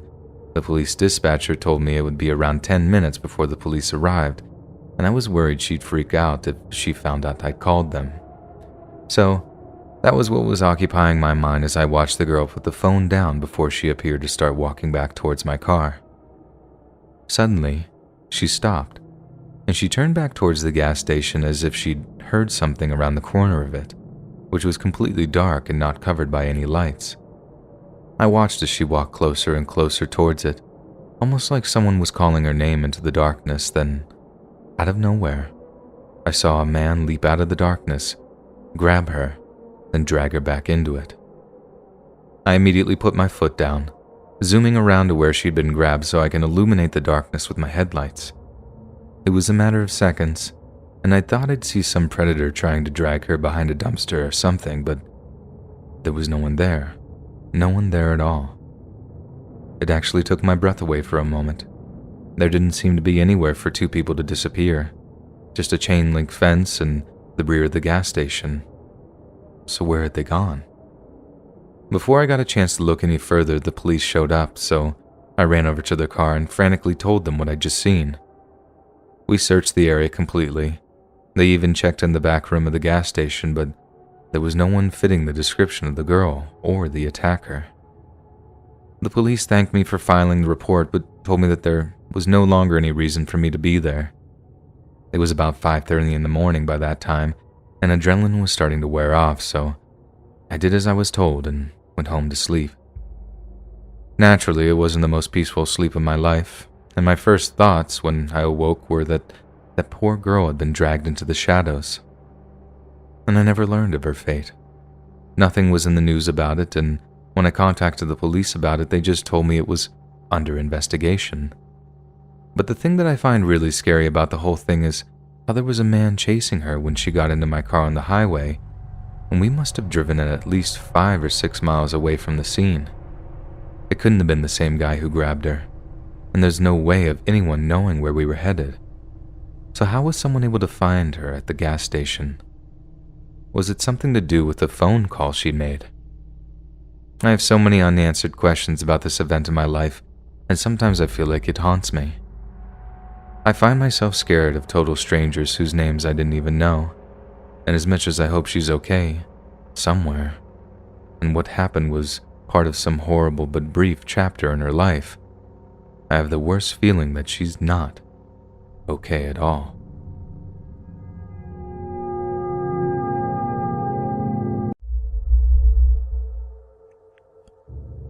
Just to give some context, I'm currently in the UK, and the town where I live in is known for its drug scene, but doesn't have a violent crime problem to speak of.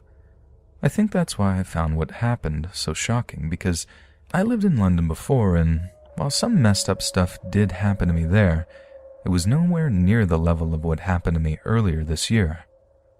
My partner and I live together in our flat, which is in a relatively busy residential area.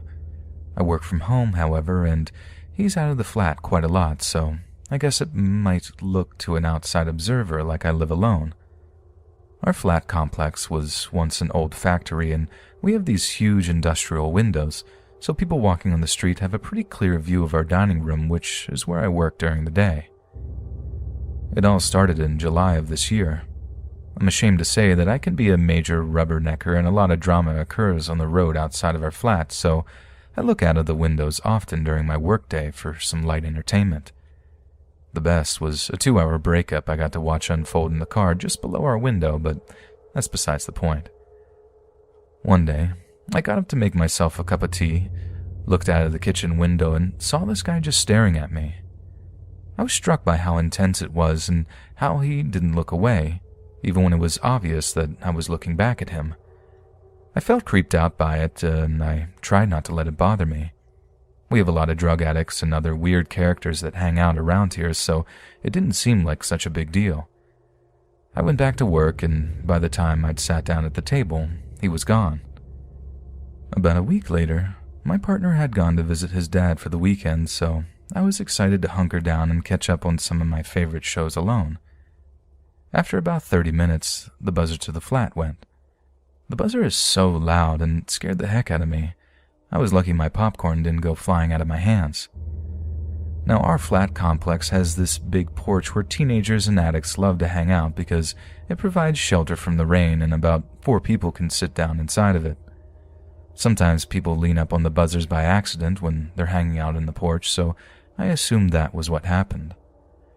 After a few seconds, however, the buzzer went again, and again, and again. Someone was pressing it in this rhythmic pattern. It's something I know my partner does when he's forgotten his keys, and it's kind of our code for me to let him in, which is why I found it so disconcerting. At first, I was worried he might have missed the bus to his dad's house and had decided to come back to the flat. I was nearly about to buzz him straight in when I thought it would be a good idea to pick up the phone first and check who it was. As soon as I picked up the phone, the person standing near the intercom must have heard because they said, "Hello?" It was definitely not my partner. I asked who it was and why they were buzzing the flat so late at night, but all they said was, "Can you let me in?" I asked them why they wanted to come in, and they said, "You invited me, remember?" While they were talking, they kept kind of laughing under their breath, and the whole exchange put me on edge. I told them I had no idea who they were and just hung up. I was expecting them to start pressing the buzzer again, but they didn't. After a few minutes, I crept out of the flat to have a look at who was on the porch, but they were gone. My partner has to get up early for work, whereas I'm more of a night owl. Most nights, I'm up until about 2 a.m. or 3 a.m. working on my laptop while he's asleep. A few nights after the intercom incident, I was on my laptop watching YouTube videos and realized that we'd forgotten to take the trash out. This happens a lot, and it's not uncommon for me to take the trash out at around 1 a.m. or 2 a.m. At least it wasn't until all this happened. I put my slippers on, grabbed the bag of trash, and took it out to the curb outside the flat's main entrance. When I looked across the street, there was this guy standing on the opposite street corner. He was watching me, and his eyes followed me all the way from the front door to the curb. I noticed he was smoking, so I assumed he lived in one of the houses across the street. I remember even thinking, wouldn't it be creepy if he tried to come over here? As I put the trash bag down, I caught a glimpse of movement out of the corner of my eye.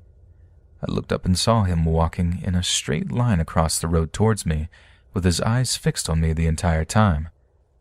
I don't know how to describe it, but the look on his face filled me with this instinctive sense of dread. It felt like someone had just turned my stomach inside out. I pulled my keys out of my hoodie pocket, turned around, and ran to the front door. I've never felt that kind of fear before, and it was like my body was compelling me to get as far away from this man as possible. I got into the building, slammed the door behind me, and rushed to my flat without looking back. I didn't want to know whether he followed me or not. I told my partner about the whole thing the next day and how shook up I was. We agreed that we'd be more proactive with trash, and I've never taken it out late at night again. Fast forward to the beginning of August, about 2 weeks after the trash incident, and I'd pretty much forgotten all about it. I was still too scared to go out late at night on the road, but nothing weird had happened since then. I went to bed at about 2 a.m., but I felt restless for some reason and struggled to get to sleep. By about 3 a.m., I was contemplating whether or not to give up and go do something else when I heard this scream. The sound cut right through me. There was something visceral about the terror in that scream. I knew it was bad because my partner went from stone cold asleep to being up in a shot. He asked me what it was, and I said I didn't know. I went to the window straight away and looked out. Down one of the side roads near our flat, I could see headlights, but I couldn't get a clear view of the car.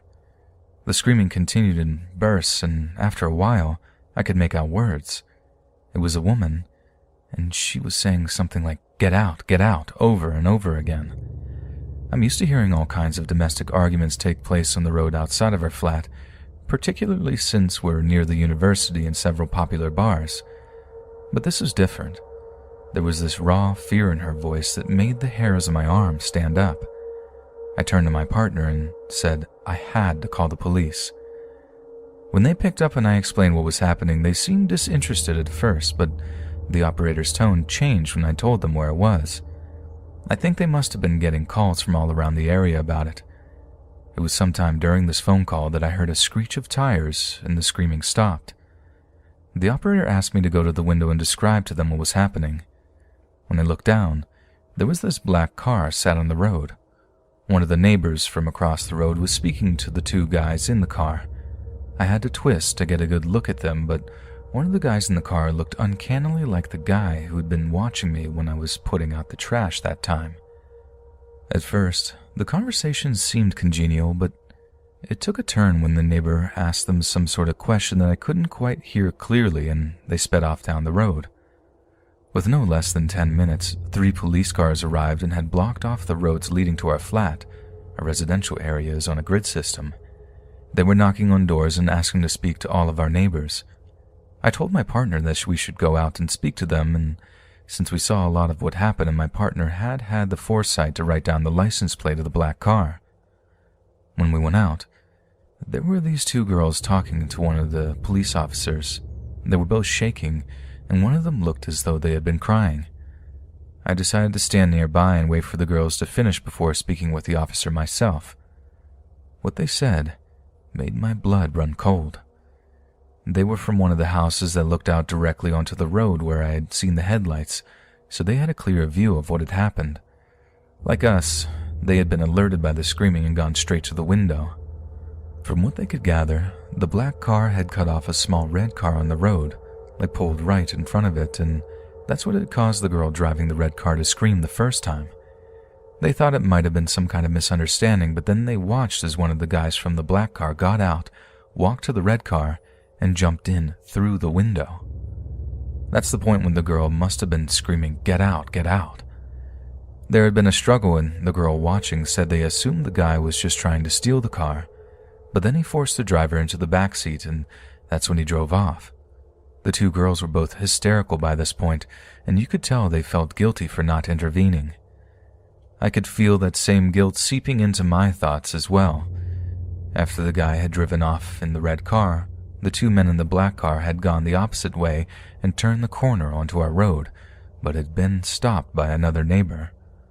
Although this neighbor had been alerted by the screaming, he hadn't actually witnessed what happened, so he had stopped the black car to ask the guy what was going on without knowing they were involved, and that was the exchange we saw. When the guys started acting suspicious, he asked them if they would wait for the police to arrive, and that's the point when they took off. It wasn't until we got back to the flat that I started to put 2 and 2 together. I have a small red car, just like the one that the girls had described, and I normally come back at night on that day of the week since it's the day I go to visit my parents. I had only come back early on this particular occasion because I needed to let a plumber in to do some work on the flat. What if they had been waiting for me, and they had gotten the wrong car?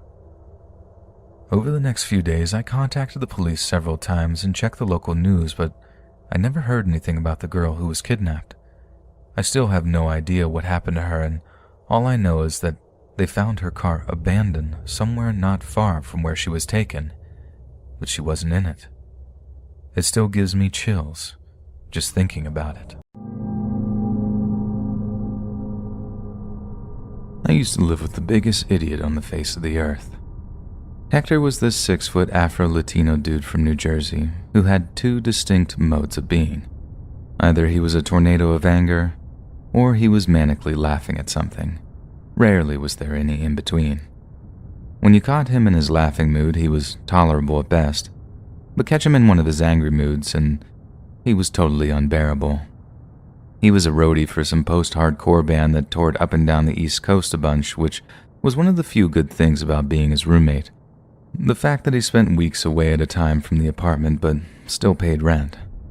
But whenever he was home, well, here's an example. It's July in East Harlem. I have the windows open. Latin brass band music is flowing through the afternoon air from some other open window, and I'm sipping Southern Peach lemonade like life is good. Out of nowhere, Hector bursts into the apartment, covered in brick dust like, "I need bricks, bro. You got bricks?" I just started driving Uber while trying to get my stand-up career up and running, so no, I didn't have any bricks. And even if I did, I wouldn't have been sharing them with Hector. And suddenly he's like, "There's bricks on the roof." And as he runs out of the apartment and towards the stairwell of the building, I hear these kids shouting from outside the window. Then I look out to see this group of kids, like 11-year-old kids, all shouting stuff in Spanish at our building. They see me, start flipping me off and whatnot before they suddenly scatter in all directions. Then bam, a brick lands right in the spot where they were before they scattered. See, that's the type of guy Hector was. He could go out for a pack of rips and find himself in a brick fight with a bunch of Puerto Rican kids on the way back. Never in my life have I ever had a fight with a preteen, let alone one involving projectiles. But around Hector, that stuff was like a daily occurrence. So come that October, Hector is headed out on some big Halloween tour with one of his bands, and he tells me he won't be back till the second week of November. That meant I'd have to cover half of the rent until then, something I'd have to borrow money to do. This causes a big fight, and for the first time since I moved in, I thought Hector might actually hit me. And being the kind of guy that he was, I knew for a fact that if it came to violence, he wouldn't just stop at one punch. So when the time came for him to go on tour, the mood in the apartment isn't just at its low point. I'm legit scared for my physical safety. He leaves, I'm looking for a new apartment, and life is not so good anymore. So a few nights later, the night before Halloween actually, I'm sitting in the little kitchen area, eating arepas and looking for other apartments.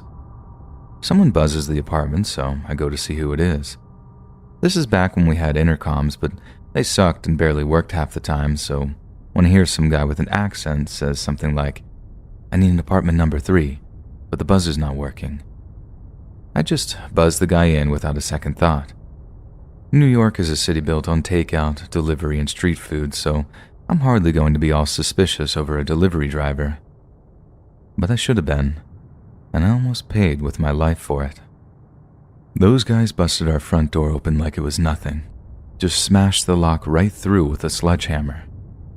I actually thought it was the cops at first because they just piled in, guns drawn, shouting, "Get on the floor, get down." But then the way that they were talking to each other once I was lying face down on the linoleum, that clued me into the fact that they were just stick-up guys. But what were they doing in my apartment? My first thought was, Jesus Christ, Hector, whose toes did you step on now? But before I can wonder anymore, one of the guys starts asking me, "Where is it? Where is it?" I'm like, "Where's what?" But that just makes them mad. I get this flurry of kicks that have me balled up in the fetal position, then they ask me again. I can't tell them anything else, so I just say, I don't know what you're talking about. There's $20 in my wallet, that's all I got on me." The offer of $20 just offended them, and I get more kicks before they start tossing the apartment like they're looking for something. And when I say tossing, I really do mean trashing. They're deliberately breaking stuff, pulling drawers all the way out and then throwing them at other stuff. It was just destruction in every sense of the word, and it was around then that I got a look at a couple of the guys. They're all masked up or have stuff over their faces. They're wearing all black, gloves and the works. They were professional stick-up guys, probably robbed drug dealers for a living, but Hector wasn't dealing. I mean, I think I'd have noticed at some point. I saw a lot of broken guitars and amplifiers around the apartment, but not too many piles of coke or money. Then right as I'm about to think it, one of the guys comes out with it. "You sure this is the right place, man?" I don't know. Homie told me he keeps it behind the bathtub sometimes, but these people only got a shower in there." I feel this wave of relief washing over me. They got the wrong place, so they're gonna just walk out, right? Maybe take my phone so I can't call the cops. So, like I said, I told them my phone was on the table, next to my food, and that I wouldn't call the cops if they just left. Cuck move, maybe, but it's amazing how zen you get about material possessions when you see a Glock in someone's hand. The stick-up guys kind of pause and look at each other. Then right as I think they're about to just leave, one of them says, "I think you seen my face, man, when we were breaking in. He's gotta go." One of them has the gun, and the guy who wants me dead starts reaching to take it off the guy who has it, but the guy who has it doesn't want to give it up. That was my cue to soil myself and start begging for my life. It wasn't my proudest moment, and peeing my pants was by no means metaphorical, but it is what it is looking back. They're arguing over shooting me. I'm begging for my life. It's just chaos and them shouting in there, and I'm amazed no one had called the cops already. But then boom. The front entrance of the apartment building slams shut, and I can hear a very familiar voice coming up the stairs. I'm not even going to type out what Hector was saying. I'd be canceled and deleted from the internet within seconds after posting, but let's just say someone had canceled their tour 3 days in, and he was livid about it. Going on calling them every name under the sun, ranting and raving as he pounded his way up the stairs, and in the apartment, both me and the stick-up guys are about frozen in anticipation. Then right as Hector is about to come into the apartment, he says something like, "Hey, I got your money, you whiny little baby. What the f-" The guy with the gun aims it at Hector as he walks in, looking around at the pure destruction that greeted him. "Who are you people?" he screamed. "Who are you?" the guy with the gun screamed back. Hector is just gone by this point, foaming at the mouth, looking like he's got one of his eyeballs about to pop when he comes back. "I live here!" Then, I swear to God, I watch as Hector basically turns into a drunk, slightly overweight Jason Bourne. He swings his backpack off his shoulder and just launches it at the shooter. He knocks the guy slightly off balance, messes up his aim, but by the time he can rearrange himself, Hector football tackles this guy onto the carpet and just starts wailing on him. The two other guys then jump in, and I'm thinking, "Oh, Jesus God, someone's about to get shot." When out of nowhere, Hector comes up and is just windmailing punches at both guys, holding his own until he goes down again. Then almost immediately, both guys start backing up, hands in the air, and there's Hector, holding the gun he'd almost just been shot with, telling both the guys to back up. His face is bleeding. He's totally gassed, but there he is, having just won a freaking fistfight with 3 guys, one of them armed. He then sits on the KO'd shooter's back, tells the other guys to get out of his apartment, and tells me to dial 911. And only when the cops show up to arrest the guy he'd managed to detain did he realize he'd been stabbed in the shoulder. That night, as he got stitched up at the hospital, I sifted through all the broken and non-broken stuff, swept up all the broken glass and ceramics, and generally tried to put the apartment back in order. He got back at around 1 a.m., still drunk after the doctor told him, "Do not drink on these painkillers," and immediately started complaining about the break-in. I just carried on cleaning up, stopping only briefly to say something deeply heartfelt. "Hector, dude, I just wanted to say I think you might have saved my life today, dude, and I just wanted to say thank you."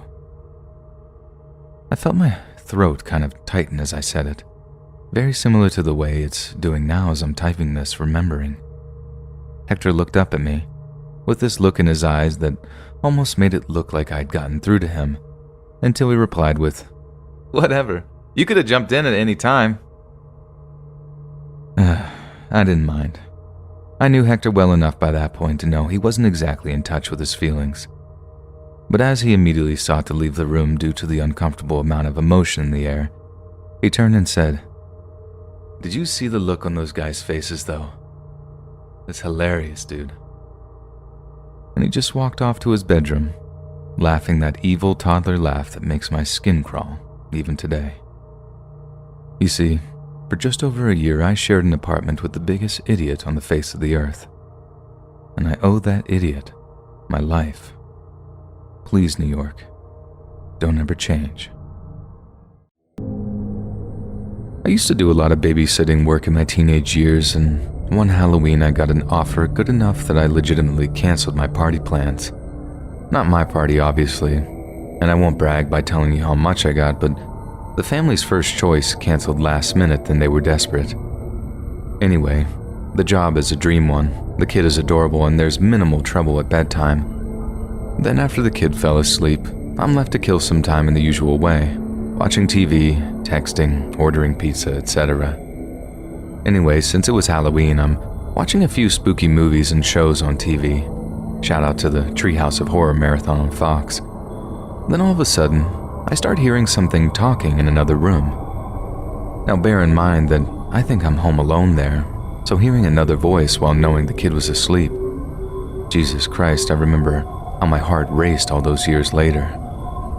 It wasn't even just normal talking or whispering either, but this low, almost demonic voice speaking to another one. Ugh. It put the fear of God directly into me, I swear.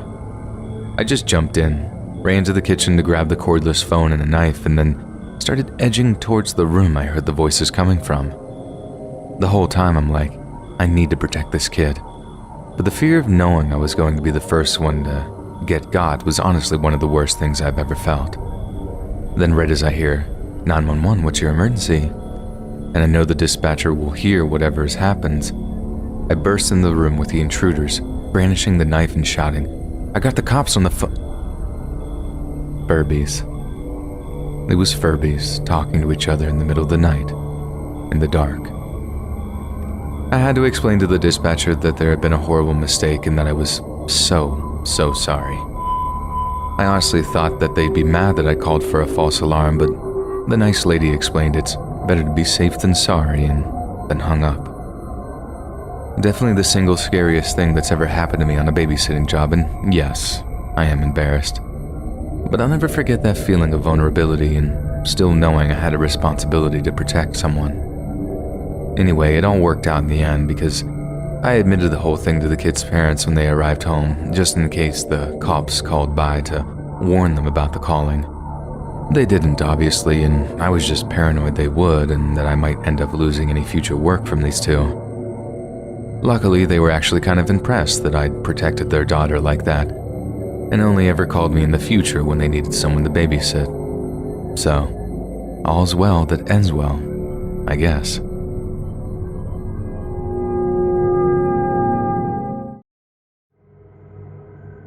I met a guy online back in August of last year. We immediately hit it off. I was reluctant to get into a relationship though, as I had been cheated on a few months prior and lied to the entire relationship. Catching feelings for anyone again scared the life out of me. But this guy was so sweet and nice that I trusted him and was willing to risk it for him. Skip to mid-September. We both admitted feelings for each other, and a while before this, but he was reluctant to ask me out. I wasn't sure why, but I figured he was just waiting for the right moment. Which he was, because he slipped that his birthday was coming up, and I pointed out how come he's turning 19 and still in high school. Then he said that he isn't 19, he's 17, and he's turning 18 in a few days. This made me mad though. We've never actually been intimate. I'm 18, and I don't like being lied to. We both met in a place that's only for 18 plus people.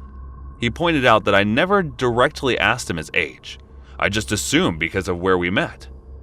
Despite this, when he turned 18 and asked me out, I said yes. We lasted less than a month. He would start fights every single day over the dumbest stuff. If I took over 10 minutes to reply, he would get mad at me and told me I needed to tell him when I was going to do stuff. So he wasn't waiting for my message. He got mad, and I had been in relationships before him, despite none of them turning out good. So I broke up with him. I thought maybe in the future things would stop, because this is his first relationship and he was just unexperienced. I told him multiple times calmly that things need to change, and once the fight stopped, we can try again. But they never stopped for more than a few days. One time he lied to me, saying some girl had been flirting with him and asking if he was single or taken, just so I confirm a relationship, which I didn't because we weren't dating anymore, and he got mad. I pointed out it was obviously a lie, but he insisted it happened. Only later that evening did he admit that it was a lie. Eventually, I shut off my Snapchat map because I didn't want him knowing where specifically I lived, and he got mad that I didn't trust him. One of my best IRL friends messaged me asking why he was requesting to follow her. I checked his Instagram, and he had started following everyone who was following me. I told him to unfollow them because he doesn't even know any of them.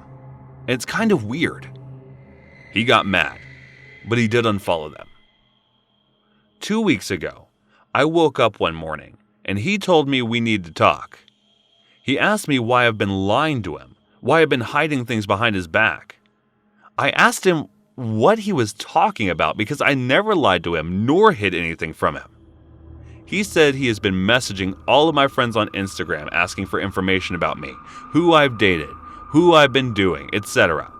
He asked me why I've been FaceTiming people behind his back, not telling him everything about my past relationships, etc. How to know if I was more shocked to the fact that he did this, or than the fact that those people were actually giving him information about me. I never did anything behind his back though. And the only person I ever FaceTimed me first randomly and for 30 minutes just to play 8-ball and iMessage. He even mentioned talking to people who I haven't talked to in months. He also made alternate accounts, befriending people from my past, voice chatting with them, playing games with them, all just to get info from them about me once they opened up. He even mentioned that my ex had messaged me, which I never told anyone, so I had no idea how he found that out. My Snapchat kept logging me out, so I think he hacked into my Snapchat to read my conversations with people. He found my old Reddit and went back 2 years of common history to get mad at stuff I've said in the past. When I asked him how he found out about my one ex contacting me, he said, "You don't deserve to know," before proceeding to block me on everything. The day after, he emailed me saying that there's nothing left to say, we're just acquaintances now, etc., etc. I told him now, and we aren't even acquaintances anymore. He's just some crazy dude I dated, and it's his loss in the end, because he caused this by doing detective work, as he liked to put it. He said he did all this, and he was curious, not that he didn't trust me. And he found lots of stuff he didn't want to. I guess about my past relationships, because that's all he ever mentioned. His little tangent went on for quite a while saying he's my loss and he could have made me happy and blah blah. I told him he never could have made me happy. His money, which wasn't much, maybe, but not him. As a person, not since the first fight started. I met my first serious boyfriend in my final year of college, and the first few months of our relationship were some of the happiest times of my life. Little did I know that our breakup the following year would result in him basically stalking me for 4 years afterwards. He made my life absolute torture for almost 5 times as long as we were actually a couple. And over time, someone I loved most in the world became someone I hated and feared with all my heart. A few months into our relationship, he started to display some increasingly possessive and controlling behavior. It was subtle at first. He'd asked if I'd done my workouts, then gently chide me if I'd been too busy to do them. He'd insist on knowing exactly what I was doing on any given day, and he repeatedly made comments on whatever I was eating, exclusively positive reinforcement, but that somehow made the whole thing even creepier. The fact that he was treating me more like a child or a pet than a girlfriend. I didn't just want to jump ship. I was really into him, and practically every young adult novel I'd read involving romance recommended honesty and communication. So, that's what I tried to do. Just warn him off that kind of controlling or patronizing behavior because it was super off-putting. At first, he seemed like he was completely incapable of taking any criticism regarding his behavior, which was yet another red flag. Yet when I assured him I'd be packing my bags if he didn't start treating me like an adult, he relented and promised to be better, but not without what was essentially a miniature temper tantrum. I just put it down to the shock of me threatening to leave. Like, it had upset me just to think about too, but still, if I'd have been as wise and world-weary as I am now, I'd have left him as soon as he began to beg. For about a month after, he was true to his word. He stopped being so possessive and let me live my life unhindered. Yet slowly but surely he started acting in the same old way, and that's when it became clear that it wasn't so much that he couldn't change. He just didn't want to. I knew the only way to proceed was to just be brave and break up with him so I could move on with my life. The breakup itself was pathetic in the extreme. He cried and screamed and begged to the point where I wondered where the man I fell in love with had disappeared to. It took a while, but in the end he accepted. A full week went by without us talking, and I honestly thought that was the end of it. But as it turned out, it was only the beginning.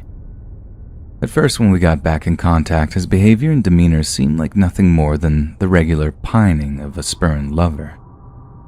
He'd tell me he missed me, get angry when I didn't reply and send a wall of abusive text, then follow up by sending gifts to my job, like embarrassing me in front of my coworkers was somehow going to suddenly win me over. I thought this might last for a week or two at most. If I just maintained my policy of no contact, then he'd eventually lose interest and move on. But he didn't. Every time his texts and calls died down long enough for me to start hoping, they'd start right back up again as frenetic as ever. It was a real pain to change my phone number, but in the end, I had no choice. For a while that brought a measure of peace, but instead of giving up, my ex just upped his game. It started when I just so happened to bump into him at the Publix near my apartment. I put the first encounter down to chance, but he didn't make a scene or anything.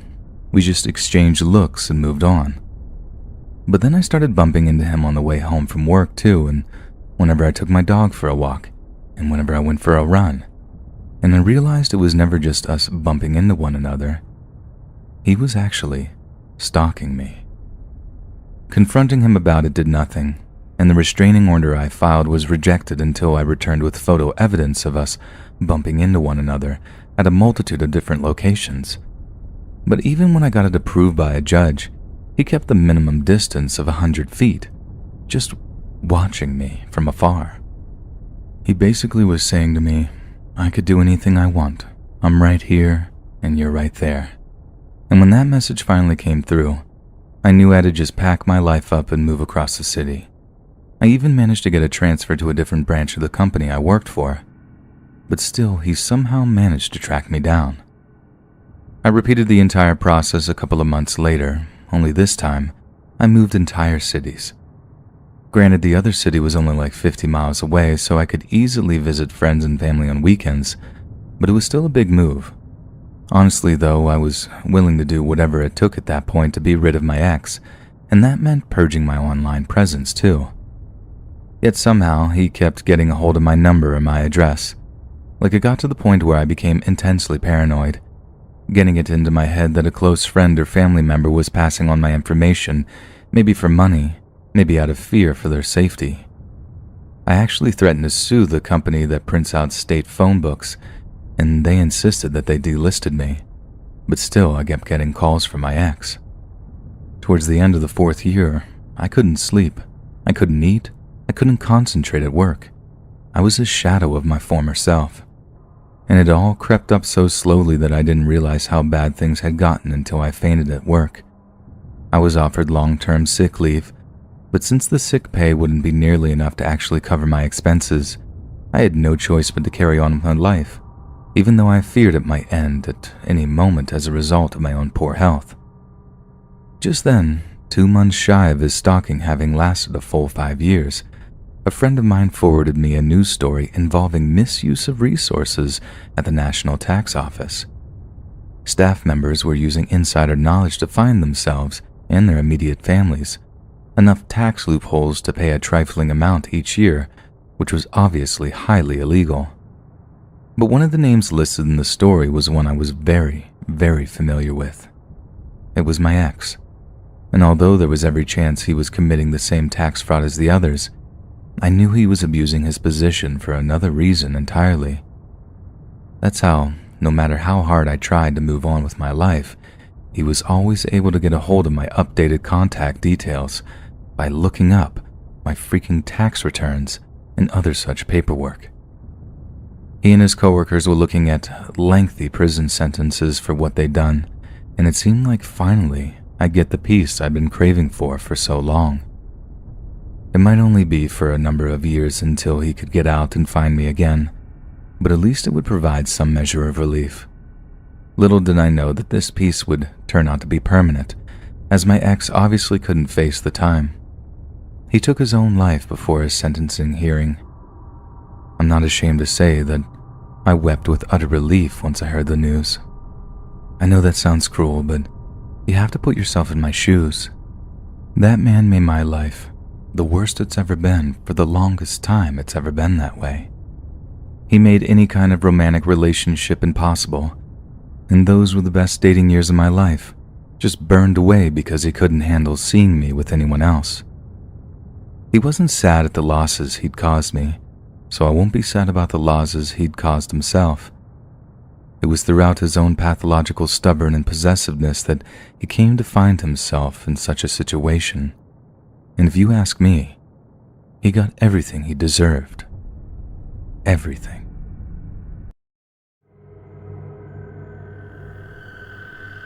Custer County, Oklahoma, a small county of not so diverse people. It's not the very lavish town that people think it is, and probably isn't the richest. One would say that what people have here is a life paced, slow, and easy when it comes to all the shenanigans life is about now. Now, this story dates back to the night of the prom in '89 in Custer County High School. It wasn't the very best school that one would think of. The class of '89, on the other hand, was the most promising class that the school has ever had. It was the academic and the social peak that the class of '89 brought to the Custer County. And in general, it was the 4 friends who were the bright, young, charming minds of Custer County. The future faces of the place that made everyone proud of their little town. Frank Abigail Jr., son of a single father. His mother died of lung cancer at a very young age, and he grew up with his father, a great man making an honest living as a physics teacher, and the very source of all the academic brilliance that Frank Jr. was praised for. Frank Jr. wanted to be an astronomer and work for NASA, exploring other worlds and studying stars. Now, on the contrary, there was Christian. The bond that Frank Jr. and Christian held was stronger than that of blood. They were friends, but they were stronger than any pair of brothers could. The only difference was Christian was deep-rooted. He loved the very dirt he walked on. He wanted to be a farmer and was highly involved with his father in all the farming and agriculture. He always was deep-rooted. Frank and Christian spent a whole lot of time together, and their friendship dated back to the very first time that Franks came into the town. Together, they celebrated their achievements, and together, they went through all the grief. The county people knew that Frank and Christian cannot be found anywhere separated. They were always together, and their friendship was an example of character. But it wasn't just Frank and Christian. Their bond was shared along with Claire and Doug. Claire and Doug were the power couple of Custer County High School, and together, these 4 were the most popular students of the school, and to everyone's surprise, kindest and most helpful too. Claire was the only daughter of the industrialist of the town, and Doug, the son of the editor of the local Custer County newspaper. Despite the confrontations and differences of thoughts between both their parents, Claire and Doug were very much in love and were ready to spend their whole life together. Doug was about to go to New York to follow into his father's footprint and become a journalist, and Claire just wanted to be with him. It was the night of the prom of '89, the biggest event in their life, and every single student in Custer High was pretty excited about it. It was the last prom for Frank and his friends. After this, they were all moving to college, and probably not be together for a long time. It was an emotional and a really special night for all of them. They all gathered together at Claire's house and went together to the prom. Despite their kind nature and goodness, their friendship was loathed by many. They all arrived at prom, and it was magical, with the lights and the music. The prom seemed like a perfect send-off to their old life, and a great welcome party for the new transitions that they were about to get into. They all started dancing, and Doug noticed that one of their classmates was being pushed in by Riley. Riley was the typical bully, and he was also the mayor's only son, so nobody messed with him, not even the teachers. Doug saw Riley pushing over a kid out of the hall, so he decided to follow them, and Frank, Christian, and Claire, as usual, followed Doug. They soon left the hall and entered the gallery. Following Doug, they were all behind the school's canteen and outside of school. Doug confronted, as Riley was busy harassing the boy. Frank Jr., Christian, and Claire followed. Now they all gathered in the empty parking lot of the school. It was dark, and the loud noise of music was muffled into the silence of the night outside. They confronted Riley and his friends, and somehow managed to stop them from bullying the poor kid. They went back to the party, but Riley and his friends were pissed. They decided to take revenge on Doug and his friends. The prom was at its peak, and they were waiting for the opportunity, and they soon got one. They snuck into the ladies' washroom and waited behind closed doors for Claire to come. As soon as she entered, they all jumped on her and held her mouth shut and grabbed her. Riley came in close and forcefully kissed her and grabbed her from behind. Emily, one of the classmates of Claire, entered the washroom and saw that she walked away from the scene and ran to tell it to Doug and alert the authorities. Doug, Frank, and Christian ran towards the washroom and barged in. Riley was forcefully kissing her as Claire was crying and trying to break free. They barged in and fight broke in, and they started fighting. And soon, the authorities were alerted and the prom got canceled. Even after Claire's statement, Riley was not convicted for the charges of sexual assault and attempted rape. Claire was traumatized by the whole incident and wallowed more and more into the darkness, but her friends were always by her side. Doug held her and loved her even more, and Christian and Frank stood by her side every second. Seeing Riley walk free made all of them angry, and they decided that they shall punish Riley instead, and they will become the law if the law doesn't help them. They were witnessing that the fact that Riley was not convicted made him even more confident about his invincibility and lacking a justice system. They devised a plan to put an end to this before leaving the town. They made a fake invitation for a party at the Foss Reservoir and made sure that Riley and his friends got that. After confirming, they waited at the three-way junction for all of them to arrive. It was a night, and Riley and his friends were driving across the three-way junction As soon as they were about to take the turn away from Foss Reservoir, a truck collided with them with the force, and their car was pushed towards the edges. Riley's friend, who was on the front passenger seat, died on the first impact. Riley was able to make out the face of the driver. It was Claire, and Doug was right there beside her. And on the rear, it was Frank and Christian. Claire pulled the reverse, and with another impact, the car went on to drop into the reservoir, along with every single one of them. Claire, Doug, Frank, and Christian stepped out of the car to see if there were any survivors. They stepped down to the ridge to find that Riley made it out of the car on time, and he was ducking on the ridge. They all started chasing Riley, and wounded and in shock, Riley started running. After 15 minutes, they were able to corner him. That is when Doug hit Riley, and Frank and Christian held him. Claire took out the blade from the car and went on closer to Riley and stabbed him in the scrotum. Riley was crying in pain. On his knees, his hands were between his legs, and he was pleading and begging. Doug took out a recorder and told him to confess all the things that he has done, and to confess everything that his father did to protect him. And it was the only way that Riley would walk out of there alive. Without hesitation, Riley confessed to everything. Even Claire, Doug, Frank, and Christian were disgusted by all the things that he had done, and were disappointed that his father let him walk away from all these crimes. They told him to stand up and walk away.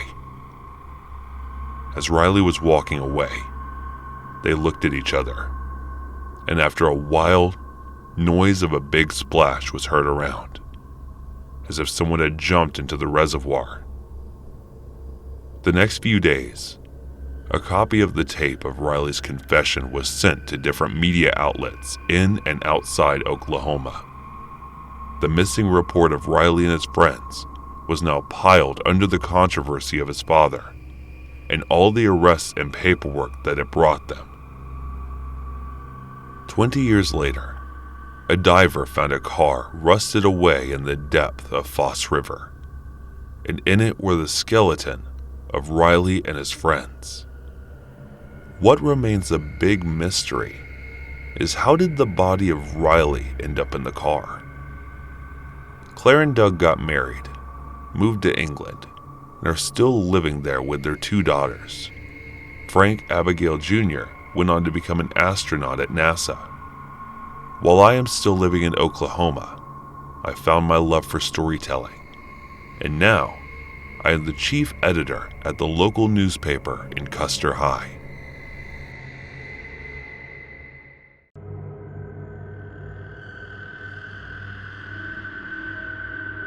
This story came up when I was talking to my grandma about cattle mutilations. He was talking about a deer skin being found in the woods by some guy while he was camping, and my grandmother suddenly gasped. She then went on to tell me that when she was 26, she was home alone sleeping one day, while my grandpa was at work and my mom was at school. She said that at some point in her sleep, she was startled awake by a semi-loud boom coming from the highway. She got dressed and went out to investigate, and almost immediately noticed a giant red blob right on the yellow line of the road.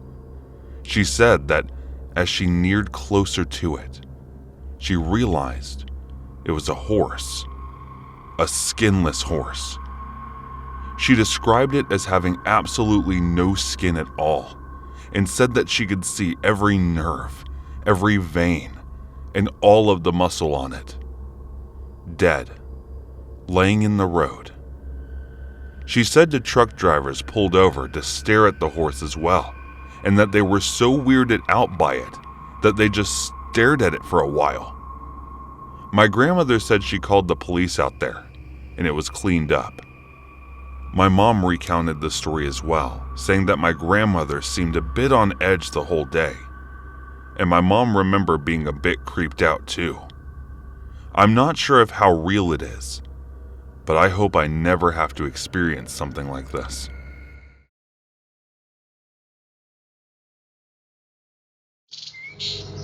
In the summer of 2006, I was offered a place to study history at Bangor University in North Wales.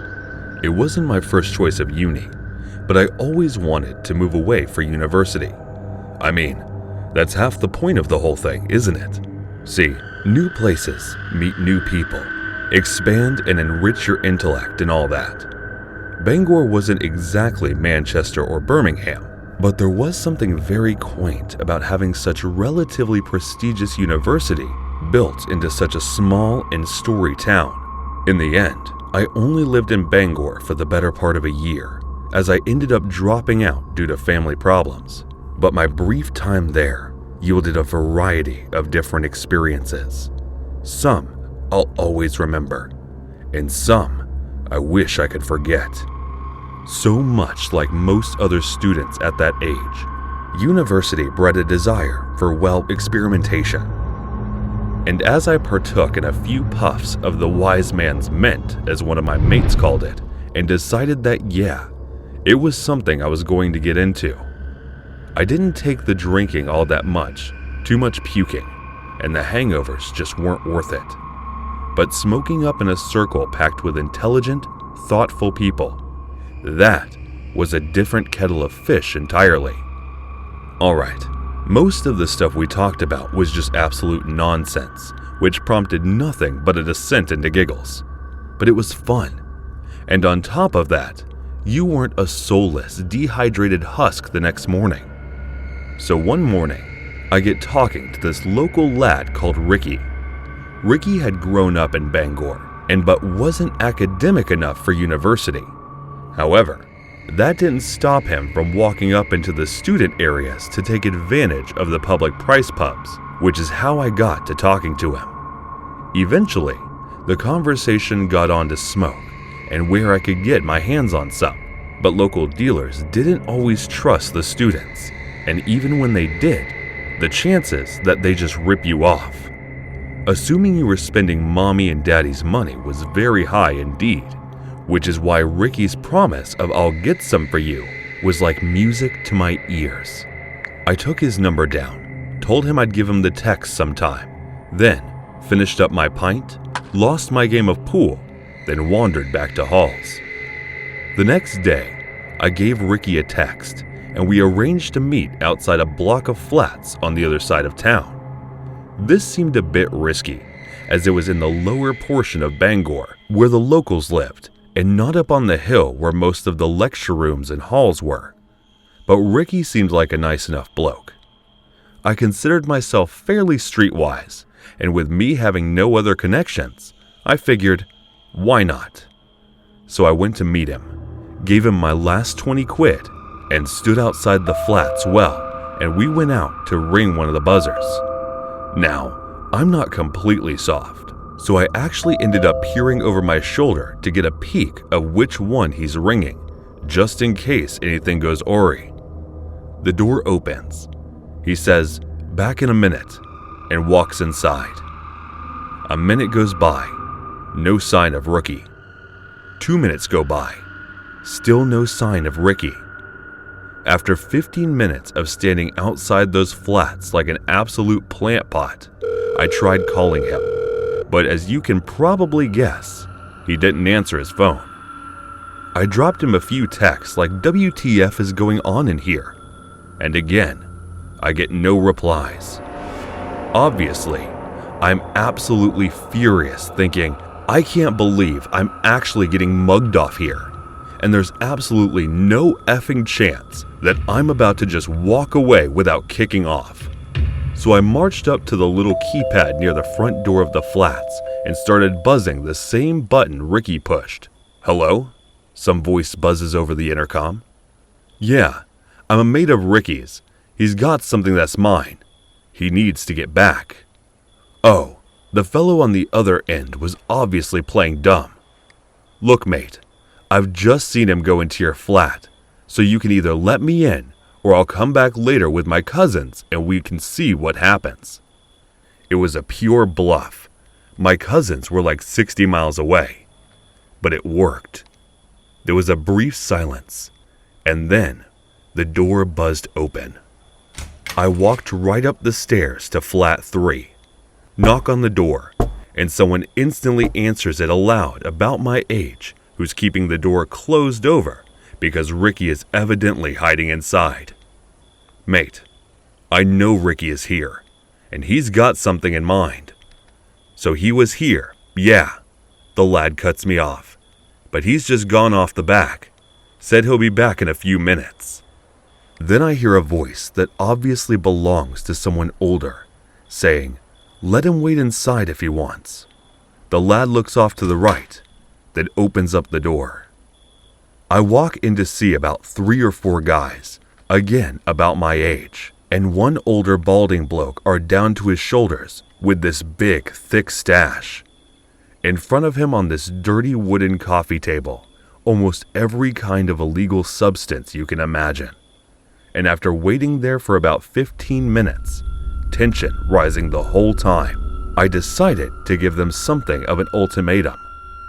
Because there is absolutely no doubt that I am getting scammed, and they just so happened to be in on it.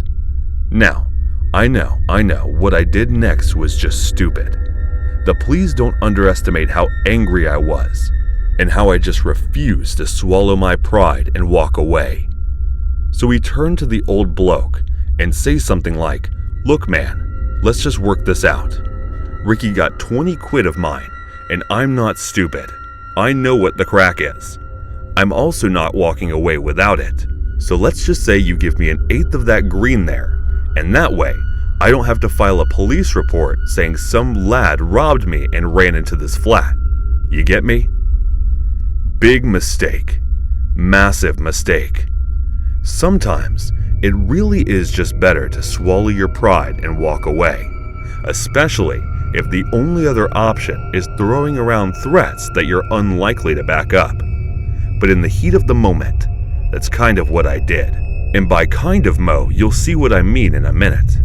Until hearing my police threat, the older bloke just sort of nods his up to save fair shout and gets up and walks over to the front door. I'm thinking, hang on, what's he doing?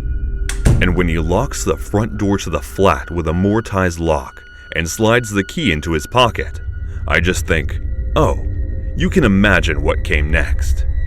The 3 younger lads jumped me. I tried my best to fight back, but as you can probably guess, 3-on-1 didn't give me a chance to throw so much as 2 or 3 solid punches. Before I was on the deck getting the absolute life kicked out of me, all to a soundtrack of you coming to my flat and threatening me. Not happening. But the worst part was when I just heard, grab his hand, kept them still. I'm still in the middle of struggling, but I managed to get just a glimpse of the old bloke with a dumbbell in his hand might know what's coming.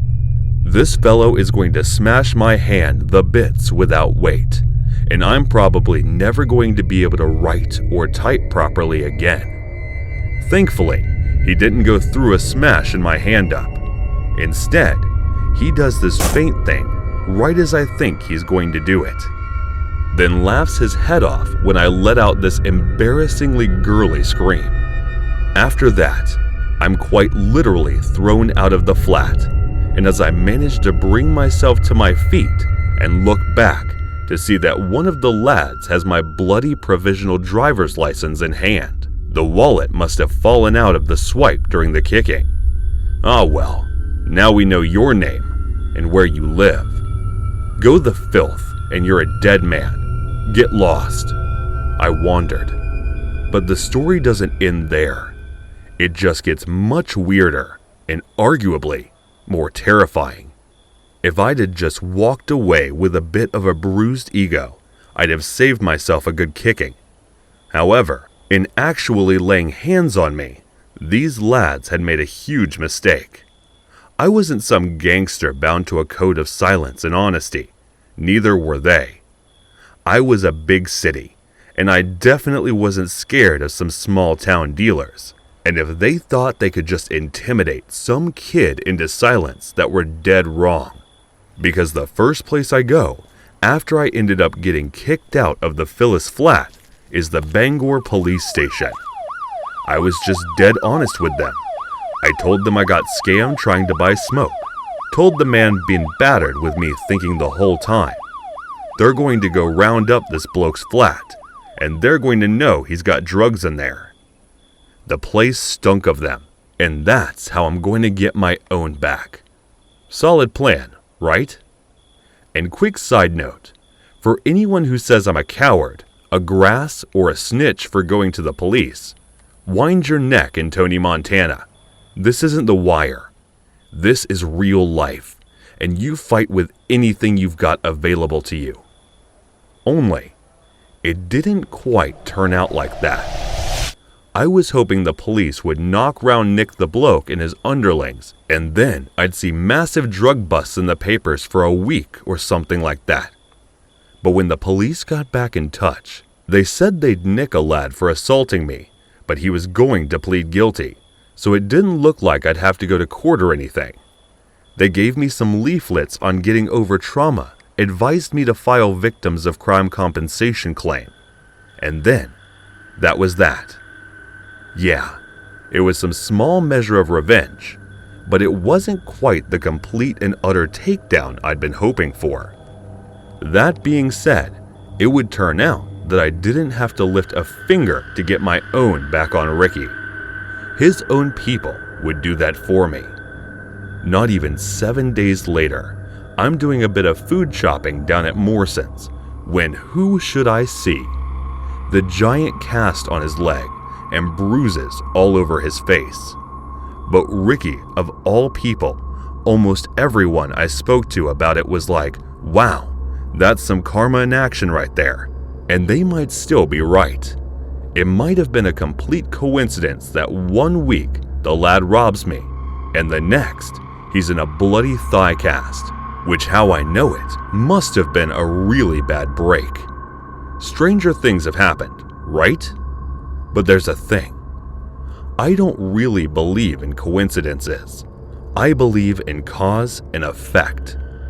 I think the top dog down in the lower town flat was just that top dog in the area. And I think the trouble Ricky ended up causing him Monday was only a fanny hair away from being nicked for selling Class A's. I think he was so angry that he had his little minions break Ricky's leg. I mean, how else to explain his black eyes and all that? He slipped and fell on the path of an oncoming fun run, pulled the other one. But then, the thing that really tickled me, the thing that honestly made my blood run cold was this. If they were willing to do that to one of their own, they wouldn't bat an eyelid at the idea of doing the same to some other idiot student, would they? And it's only then that I realized how bloody lucky I'd really been. A few months after I completely balls up my end-of-year exams, ended up dropping out, and that was the end of that chapter. Needless to say, despite the relatively short amount of time I'd spent there, Bangor really did teach me a thing or two. They just turned out not quite to be the kind of things I imagined when I arrived. In February of 1970, American pop rock band The Boys released a song simply called Timothy. A singer-songwriter named Rupert Holmes had discovered the band in the late 1960s, and they talked to a record company called Scepter Records to sign them on to a one-single contract. The deal was secured when Holmes promised Scepter Records that they wouldn't have to spend a dime promoting the band, as he did all of that himself. With very little to lose, the label signed The Boys, and all that was left to do was pen the first hit single. Rupert Holmes contributed greatly to both the song's music and lyrical concept. You see, he had an idea, one that was most definitely a gamble. But if it paid off, they'd be millionaires by the end of the following year. But when he presented the idea to the band, they thought he was crazy. As it turned out, Rupert's stellar marketing idea was to get the song banned. Not banned altogether, of course, just banned from being played on various radio stations across the U.S. Because if Rupert Holmes knew one thing about America's youth, it's that if you told them they couldn't have something, by God, did that ever make them want that all the more. This is also a time when cursing on records was also completely out of the question. So the question was, how would they walk the controversial tightrope without actually falling off? And the answer was writing about a controversial subject. The band, along with Rupert, decided to tell the story of 3 miners trapped in a shaft after a freak cavern accident. But as the song states, when they broke through the polished free, the only ones left to tell the tale were Joe and me. The 3rd miner, the one who didn't make it, is the eponymous Timothy, as the narrator laments in the chorus. Timothy, Timothy, where on earth did you go? Timothy, Timothy, God, why don't you know? The song then mentions the miners being particularly hungry, as mentioned in the line, hungry as hell, with no food to eat. Joe said that he would sell his soul for a piece of meat. And only when they get to the final verse do we realize what's actually happened to poor Timothy. I must have blacked out just around then, because the very next thing I could see was the light of day again. My stomach was full as it could be. Although it never explicitly stated in the song, it's clearly and heavily implied that the 2 surviving miners are only alive because they killed and ate Timothy. Once the record was released, it attracted only a small amount of attention, given that the record company hadn't ran any promotions. However, it wasn't long before young listeners started to deduce poor Timothy's fate, and a storm of controversy began to brew. Young people called into local radio stations requesting the song and over until it was played. Disc jockeys instantly recognized what the lyrics were referring to and were appalled that such creepy and haunting lyrics could be paired with such an upbeat sounding song. Then, exactly as Holmes and the boys had predicted, the song started getting banned. Not officially, mind you. Just certain radio stations refused to play it and condemned the song's dark themes. But that only meant that competing radio stations would pick up the song and play it just to poach listeners away from rival stations. Young people sometimes bought the single just to read the lyrics on the inside sleeve, all to confirm that, yes, the song was indeed about a horrific incident of cannibalism. In the end, Timothy climbed the U.S. single charts until it eventually peaked at number 17. All things considered, it was a titanic achievement. One of the first times a record had been lucrative without any backing from its record label. But while Rupert and the boys celebrated their guerrilla success, no one stopped to think of the implications. Timothy had proved that Western audiences crave something a little more visceral than just jingly pop numbers with meaningless lyrics, and that a huge section of the public would actively pursue controversial or banned material. The gorier and more disturbing, the better. Halloween night. I'm 12 years old, growing up in Fontana, California. I had arranged to ride my bike over to my friend's house. We go trick-or-treating in his neighborhood, and then ride back home with my candy by 8:30. All goes to plan. I get a fat sack of minis, and I'm riding my bike back along the sidewalk. I come across this guy leaning up against the wall, lit up by a streetlight, smoking a cigarette, wearing a dark hoodie. And as you get near him, he looks at me and calls out like, "Nice costume, kid," then steps out into the sidewalk to check out my costume and ask me about it. He was being real friendly, and I was way naive, so it's not like alarm bells were going off. He then asked for some of my candy, and only then was I worried that he might actually take any of it. I would have been absolutely heartbroken if I'd gone to all that effort only to get jack for my candy on the way home. So I reached into my bag, pull out a few minis, and then hand them over.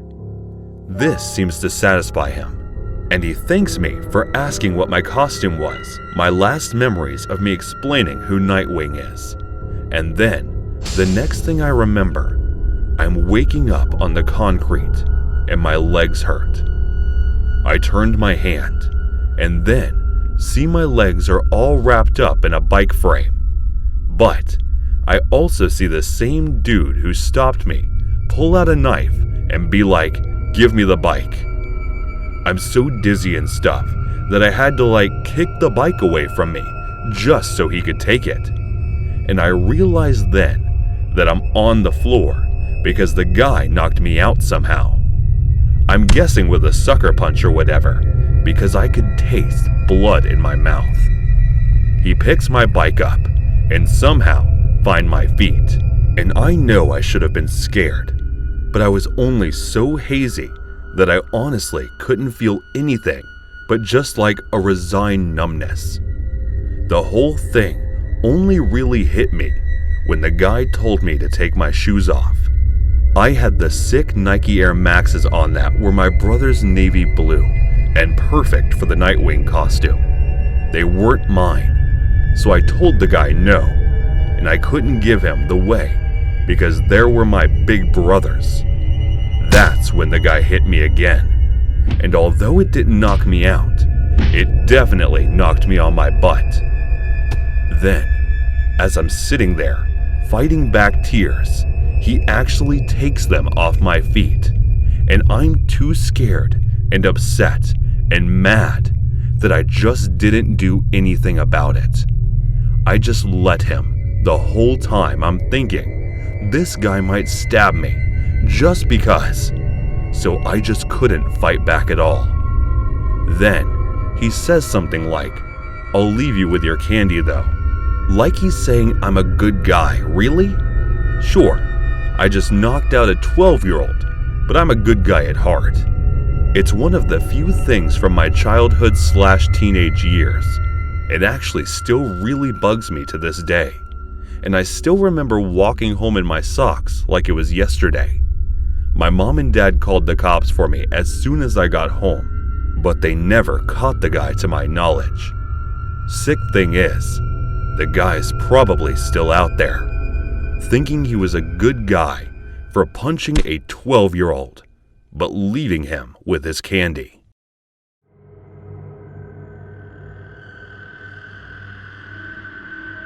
Two summers ago, I met a girl on that dating app Bumble. I previously tried my hand at Tinder and Plenty of Fish, but I found that anyone I'd reached out to or matched with was less than reluctant to take our conversations offline. That's when I heard about Bumble. Now, for those of you that don't know, Bumble is the dating app where women make the first move. I'm guessing that makes them feel more comfortable and in control of any particular correspondence. So I figured I'd increase the chances of finding someone that actually liked me enough to want to talk. At first, it proved to be no different than any other dating app. And I hate to break it to any guys thinking of trying it, but it's more than often the same old story of match and don't talk. However, like most things, persistence is key. And in the end, I ended up matching with a girl who seemed genuinely interested in me. I don't really want to use her name, so we'll just call her Danielle for the sake of ease. And given the embarrassing nature of the story, I won't be telling you much about me either. Danielle was really nice at first. We definitely were into the same sort of things, but that was fine. She had this infectious passion for things she was into, and that made me want to learn more. And of the things that she was into in a big way was Japanese anime. I don't think I'd watched the cartoons when South Park first came out, and I know it makes me sound a bit dull, but subtitled films just aren't my thing. But the thing that I did find compelling was some of the artwork. I remember she was into a series called, and please forgive me if I get it wrong, Attack on Titan. From what I could gather was basically just a war between giants and regular humans, but the scale at which some of the art is drawn, it really makes for some compelling viewing. So me and Danielle went on a couple of dates, and after the fourth time, we'd met up for food. She asked me if I wanted to go back to her place. Of course I said yes, and within an hour or so, we were making out on her couch with some Netflix documentary providing a little background noise. Things got gradually steamier and steamier, until suddenly she jumped up off the couch, excused herself, and then disappeared into the bedroom. I thought she might be going to get some rubber or something more on an oil change into something a bit comfier, but instead, She reappeared with her laptop under her arm, telling me she wanted to show me something. I had my suspicions about what it was, as she'd hinted at certain lewd interests of hers. Her choice of words, not me. But when she actually showed me, well, it was something else. They were all pictures drawn in that same anime art style, but they were all of the girls in states of semi-undress. Unusual. Yeah, but I'm not going to lie to you and say it wasn't unappealing. I mean, it was quite the opposite. It was magnetic. Some of the girls had a certain feline aesthetic to them, which both myself and Danielle found very attractive. She added that it was the exact aesthetic she wanted to replicate. It was just a case of finding the right guy to try it with. I think I must have blushed so hard that I had closely resembled a tomato. Because obviously the implications here was that this guy she wanted to try things with, that guy was me. I'd only ever had very vanilla relationships before then, so the prospect of trying something new was beyond exciting for me. Anyway, we continued to cuddle for a bit, and then when we were sufficiently pooped, she invited me to sleep in her bed with her for sleeps, nothing more, but I was okay with that. But then, at the risk of sounding a bit weird, we didn't exactly finish our little makeout session, if you catch my drift. So I was left with a rather distinct urge, the kind that if it went unanswered would end up in causing a distinctly blue kind of discomfort. And for those who have empathy and not just sympathy, I'm sure you know just how painful it can be. The last thing I wanted to do was wake Danielle up by doing that next to her sleeping body.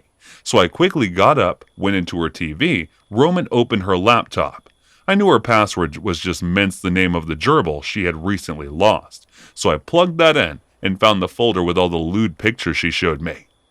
It turned out that the collection she'd showcased just hours before had been but the tip of the iceberg. Danielle must have saved literally thousands of those pictures, and it's sorted into a variety of subgenres, shall we call them. Some of them were definitely up my street, others not so much. And in the end, I found myself perusing the different kinds of material instead of focusing on the task at hand. It's then that I noticed that that particular folder seemed hidden within another. All of the folders tended to be called things that sounded like Japanese words, which I'm guessing were the codes or direct names for whatever they contained. But one was labeled with nothing but a few punctuation marks. And unlike the others, where a few preview images gave you an idea of what the folder contained, this one had nothing of the sort. At first, I was a bit reluctant to click on it. Then turned out to be the pictures of Danielle in a state of undressed. I'd be mortified. Seeing something like that would feel like peeking behind the curtain when it wasn't the right time. Like I was pent up, but not that pent up. It's still, my curiosity got the better of me. I decided I'd double-click, take a peek, and if it was anything remotely human-looking, I'd just close the folder and move on. I was way more nervous than I should have been, but in the end, I double-clicked and took a peek from out the corner of my eye. What I see still doesn't contain any actual real human beings to my infinite relief, but instead, I saw things that gave me a whole new reason to wish I hadn't opened that mystery folder up to my initial relief. All I saw was more animated stuff, but on closer inspection, this stuff was much more different than the other things I'd seen. The first thing was a GIF in which a girl is going down on the guy. Pretty hard stuff. So I settled in to enjoy it if you catch my meaning, only the moment I get comfortable, the guy in the animation pulls out a gun of all things and puts it to the girl's forehead. I had no idea she was into this weird non-consensual stuff for being scared while being intimate, but it was honestly really shocking. But then it got so much worse. I actually gasped when the guy pulled the trigger, and the amount of cartoon gore that came out of the exit wound was absolutely horrific. Then, instead of ending the horrid little affair, the guy carries it on. He keeps, and God, I don't even know if this is the right word, but using her all I could do was watch an absolute horror as both he and the GIF finished. And the whole thing began to loop again. A rush to close it before it could be, then I just leaned back into the couch, kind of shaken at what I had just seen. I've never been the squeamish type, so that wasn't really the issue, and neither am I a kind of prude. But can you blame me for reacting that way? I've never seen anything so horrendously violent in my entire life. But at the same time, I couldn't believe what I was seeing. It was literally mind-blowing that someone out there had put the time and effort into creating something so utterly repulsive. It was like walking past a car accident at the side of the road. And he knows you shouldn't look and you almost don't want to, but at the same time, you can't help yourself. The next thing I clicked on was a still image, but somehow it was even worse than the first I'd seen. It was like a before and after picture, and including the girl in some kind of restraining device similar to medieval stocks. Only instead of being held in that bent over way you'd imagine the girl was being held in, a way that her head and her hindquarters were protruding from the same side of the device. In the first picture, the girl was almost expressionless, no damage on her. The second picture, however, totally different. The girl is most definitely deceased. She's missing appendages, and most of the things that should be inside her are very much on display through various gashes and slashes. Again, the detail was absolutely painstaking. Someone must have put hours upon hours of work into such a thing, staring continuously at something that was literally nightmare-inducing. And there were thousands of those things. Some including things like giant insects or cannibalism, all tucked away in some nameless folder.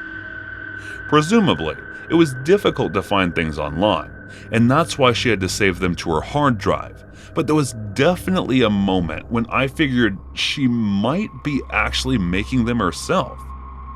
So by that point, I'm thoroughly creeped out.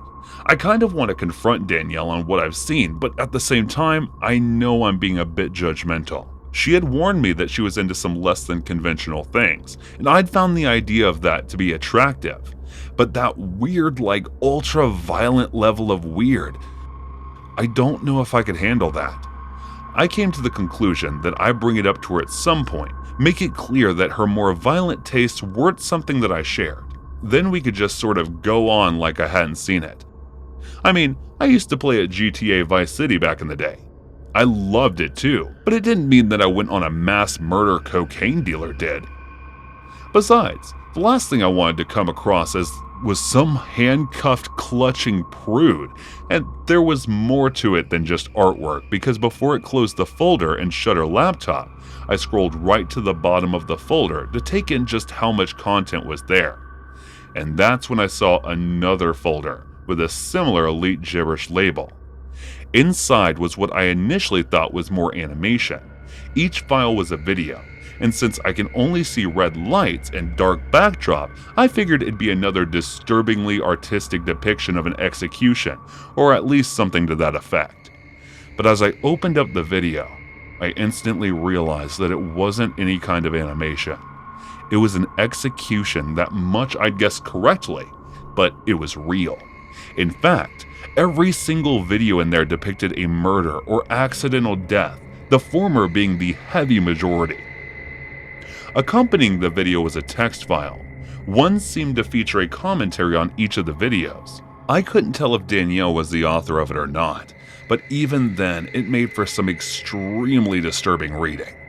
One tract of the text explained how the author actually envied one of the video's victims, adding having a look at post-mortem tranquility in their eyes was something they wanted to experience themselves. I don't even want to begin to unpack how wrong and disturbing of an idea that is. Not right now anyway. But what was even creepier were the strong central overtones that seemed to drift from this person's writing. They were getting off from what they were seeing. It was as simple as that. They weren't just getting off to the idea of dying either. They were getting off on the idea of being the one doing the killing too. I had to remind myself that finding this kind of material on anyone's computer would make for a horrendous discovery, but finding it in the same space as more suggested material, God, that made it extra terrifying in my mind. I gathered up my things, got dressed, went home. There I deleted all of Danielle's contact details, blocked her various accounts, binges, chunked the whole thing up as a loss. I have to admit to getting a little bit attached to her over the 5 or 6 weeks we were dating, and it really felt grim that I was severing all ties with her. But what else could I do?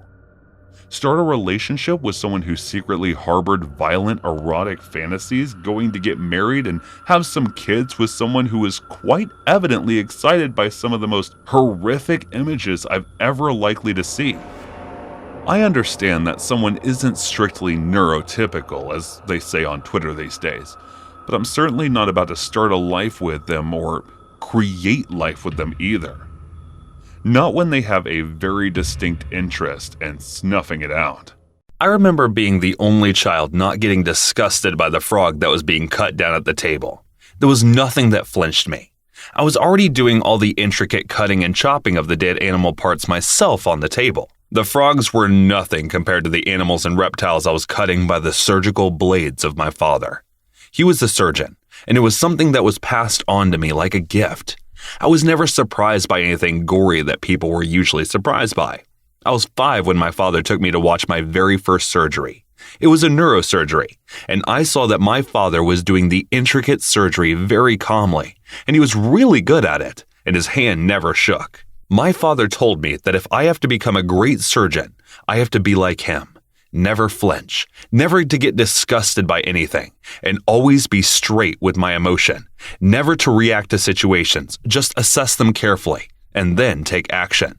Whatever logical and most rational decision it was.